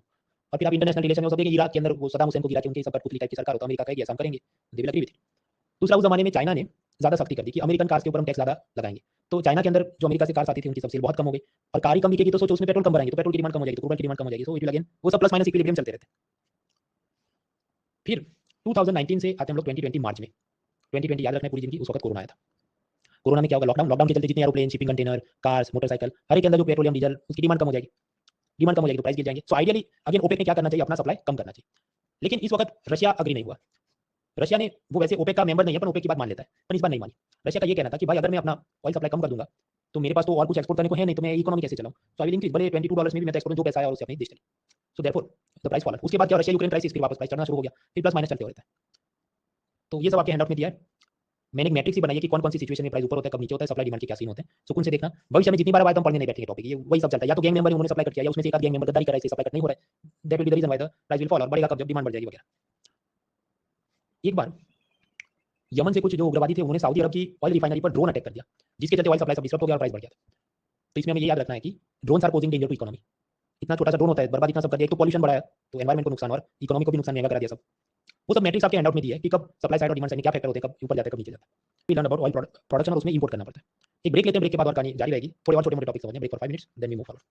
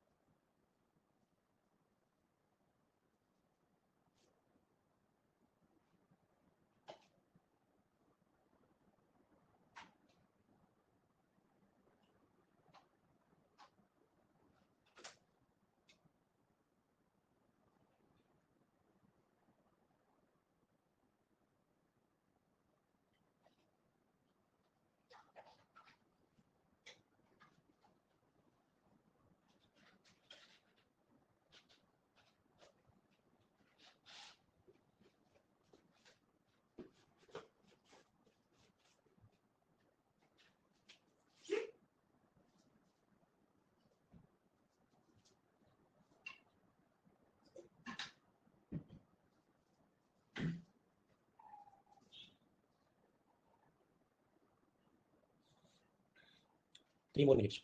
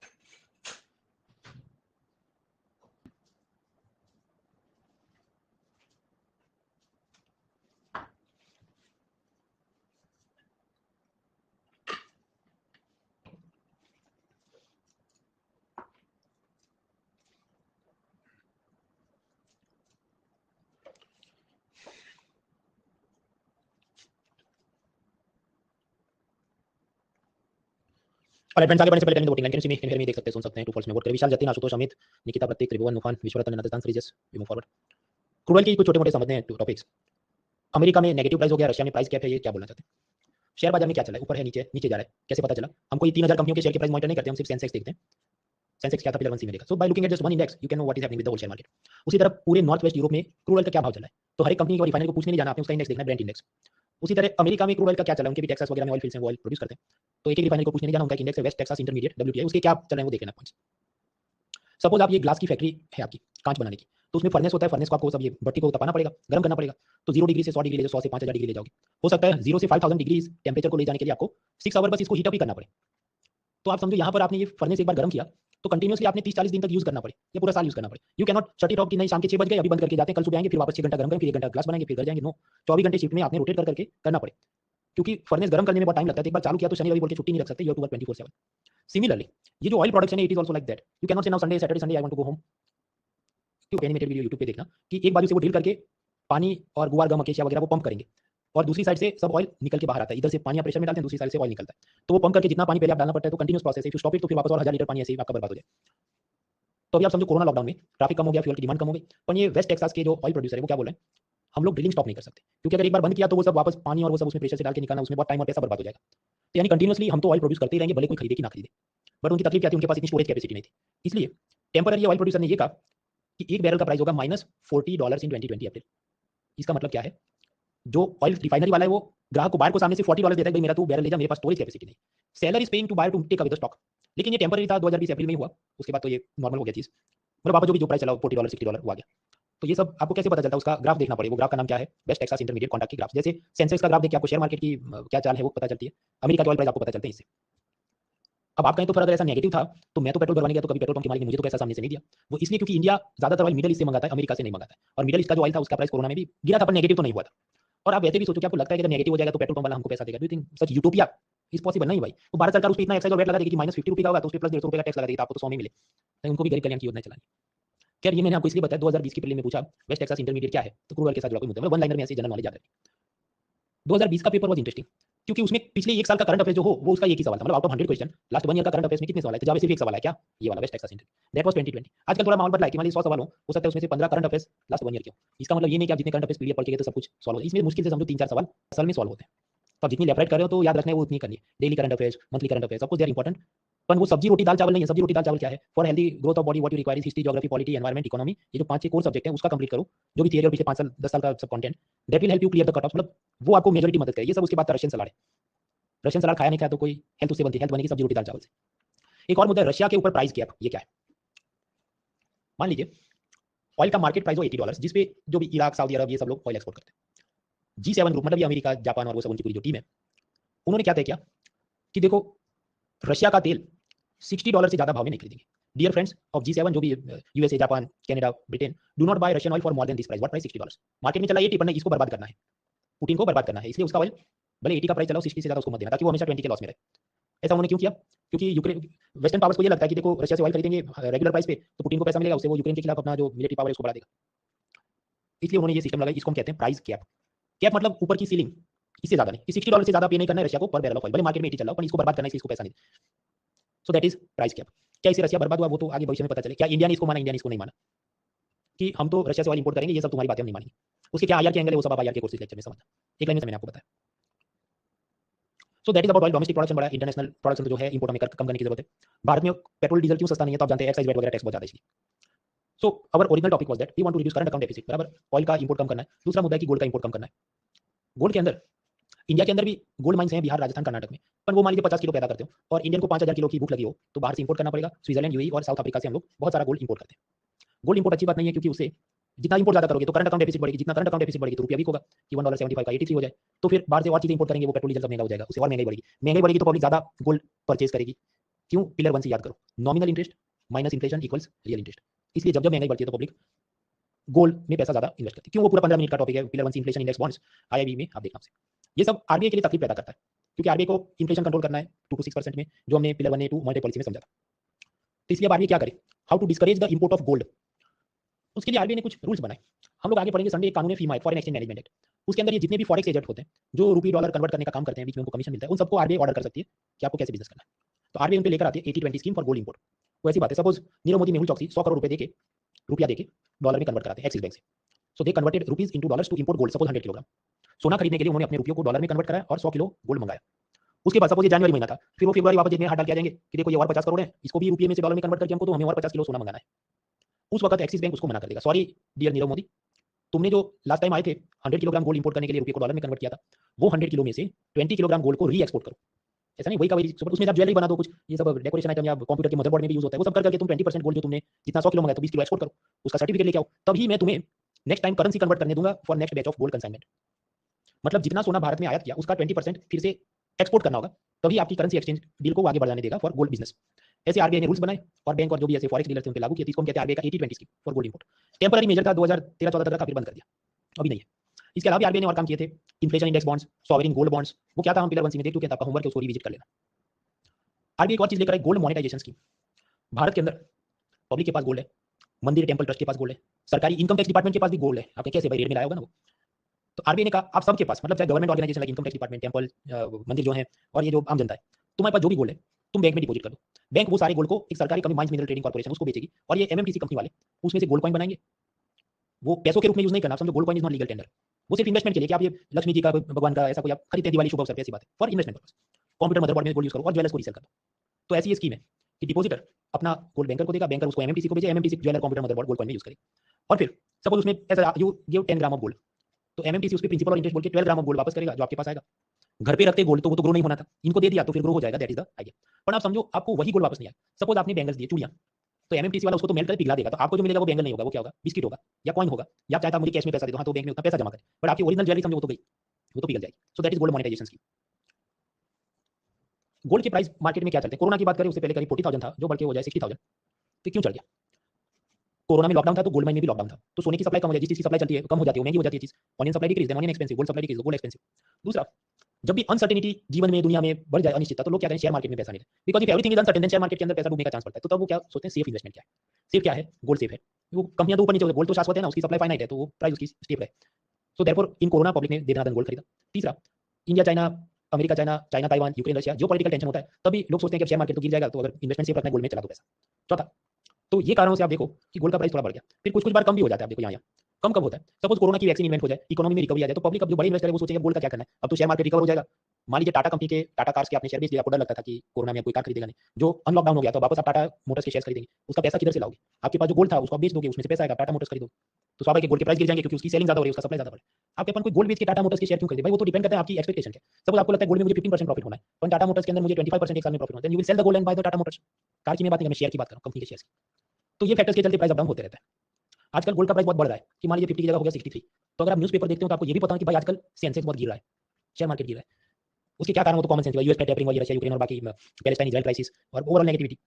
इस वक्त सोचो प्रेजेंटली लोग क्या सोचते होंगे इन्वेस्टर, कि मुझे मान लीजिए इन्फोसिस कंपनी के अंदर 10% प्रॉफिट की उम्मीद है और वो भी अब कम हो गई है because of this Israel problem, तब तो 5% ही होगा। तो बेहतर होगा कि मैं गोल्ड में पैसा डाल दूं जहां 15% मुझे मिले प्रॉफिट। ऐसे व्हाट विल हैपन, वो कंपनियों के शेयर्स बेच देंगे, पैसा रिकवर होकर गोल्ड में डालना शुरू करें। Normally there is an inverse relation कि शेयर मार्केट ऊपर चलता है तो गोल्ड का भाव नीचे चल जाता है, और जब शेयर मार्केट नीचे जाता है तो गोल्ड का भाव ऊपर चलता है, क्योंकि पैसा आप समझो एक जगह से दूसरी जगह शिफ्ट होता है, इसलिए ऐसा होता है। अब उसमें भी और ऐड कर सकते हैं कि बॉन्ड यील्ड के साथ वो कैसे कनेक्ट है, करेंसी एक्सचेंज के साथ कैसे कनेक्ट है, पर इतना सा पूछने का यूपीएससी में रिवाज नहीं है। So will not waste time beyond this 4 general factor जो मैंने आपको बताया। नेक्स्ट, जैसे गोल्ड प्रेशियस है तो डायमंड हीरे भी कीमती हैं, लेकिन आप उसको ज्योग्राफिकल माइनिंग करोगे तो environment pollution, displacement of people, सब तकलीफ है। तो आजकल क्या किया जा रहा है, लैब ग्रोन डायमंड्स, कि जो भी कार्बन या कोल या उसको बहुत ही प्रेशर और हीट के साथ गर्म करो, कुछ प्रोसेसिंग करो और वो सीधा लेबोरेटरी में हीरा बन जाए, तो इसको कहते हैं lab grown diamonds. Environment friendly है, केमिकल और ऑप्टिकल प्रॉपर्टी सेम होती है नेचुरल डायमंड, तो मतलब ऐसा बोल नहीं सकते नॉर्मली कि ये अलग है by looking just through naked eyes. तो भारत सरकार ने लेटेस्ट बजट 2023 में बोला कि ऐसे जो लैब ग्रोन डायमंड्स हैं उसको भारत में प्रोडक्शन बढ़ाने के लिए सब उसमें टैक्स में माफी देंगे उन कंपनियों को, रिसर्च के लिए, आईटी को ग्रांट्स में पैसे दिए वगैरह। That is lab grown diamond. हालांकि नेगेटिव न्यूज़ में भी चलता है, बीच में कुछ ऐसे सब अमेरिका में रिपोर्ट्स आए कि लैब ग्रोन डायमंड से बड़ी जो ज्वेलरी कोई लोग खरीदते नहीं, और खरीदते तो एकदम सस्ते $20-30, तो वो जो होती है इमिटेशन ज्वेलरी, नकली सोने की नहीं, वो परत चढ़ा के चढ़ाते हैं, ऐसी इसकी औकात इज्जत रह गई है। तब इसको और भी बना दो, बियॉन्ड पॉइंट जो माल लाना है वो आएगा नहीं। स्वाभाविक है जो अमीर लोग हैं वो पसंद करें, मुझे तो जो नेचुरल है वही चाहिए। गोल्ड रिलेटेड जनरल नॉलेज कहाँ ज्यादा प्रोड्यूस होता है, किसकी बैंक में ज्यादा गोल्ड पड़ा है, ये सब जनरल नॉलेज हैंडआउट में पढ़ लेना। यूपीएससी ने कुछ प्रश्न पूछा था लैब ग्रोन डायमंड की भी, सब केमिस्ट्री फिजिक्स दी है वो भी देख लेना फॉर एमसीक्यू, तो हैंडआउट में दिया वो पढ़ के खत्म करो आपका homework. Now our original topic was कि करंट अकाउंट डेफिसिट कम करनी है, कम कर लिया, गोल्ड इंपोर्ट कम कर लिया। Now we have to focus on export, क्या थोड़ा एक्सपोर्ट भी बढ़ा देते हैं, तभी तो आप समझो कि इंपोर्ट कम करना है, एक्सपोर्ट बढ़ाना है, तब करंट अकाउंट डेफिसिट कम होती है। तो उसके 2-3 छोटे-मोटे मुद्दे समझते हैं, फिर जो बचा कल पढ़ेंगे। Special economic zone, trade policy, geographical indication, ये सब क्या है।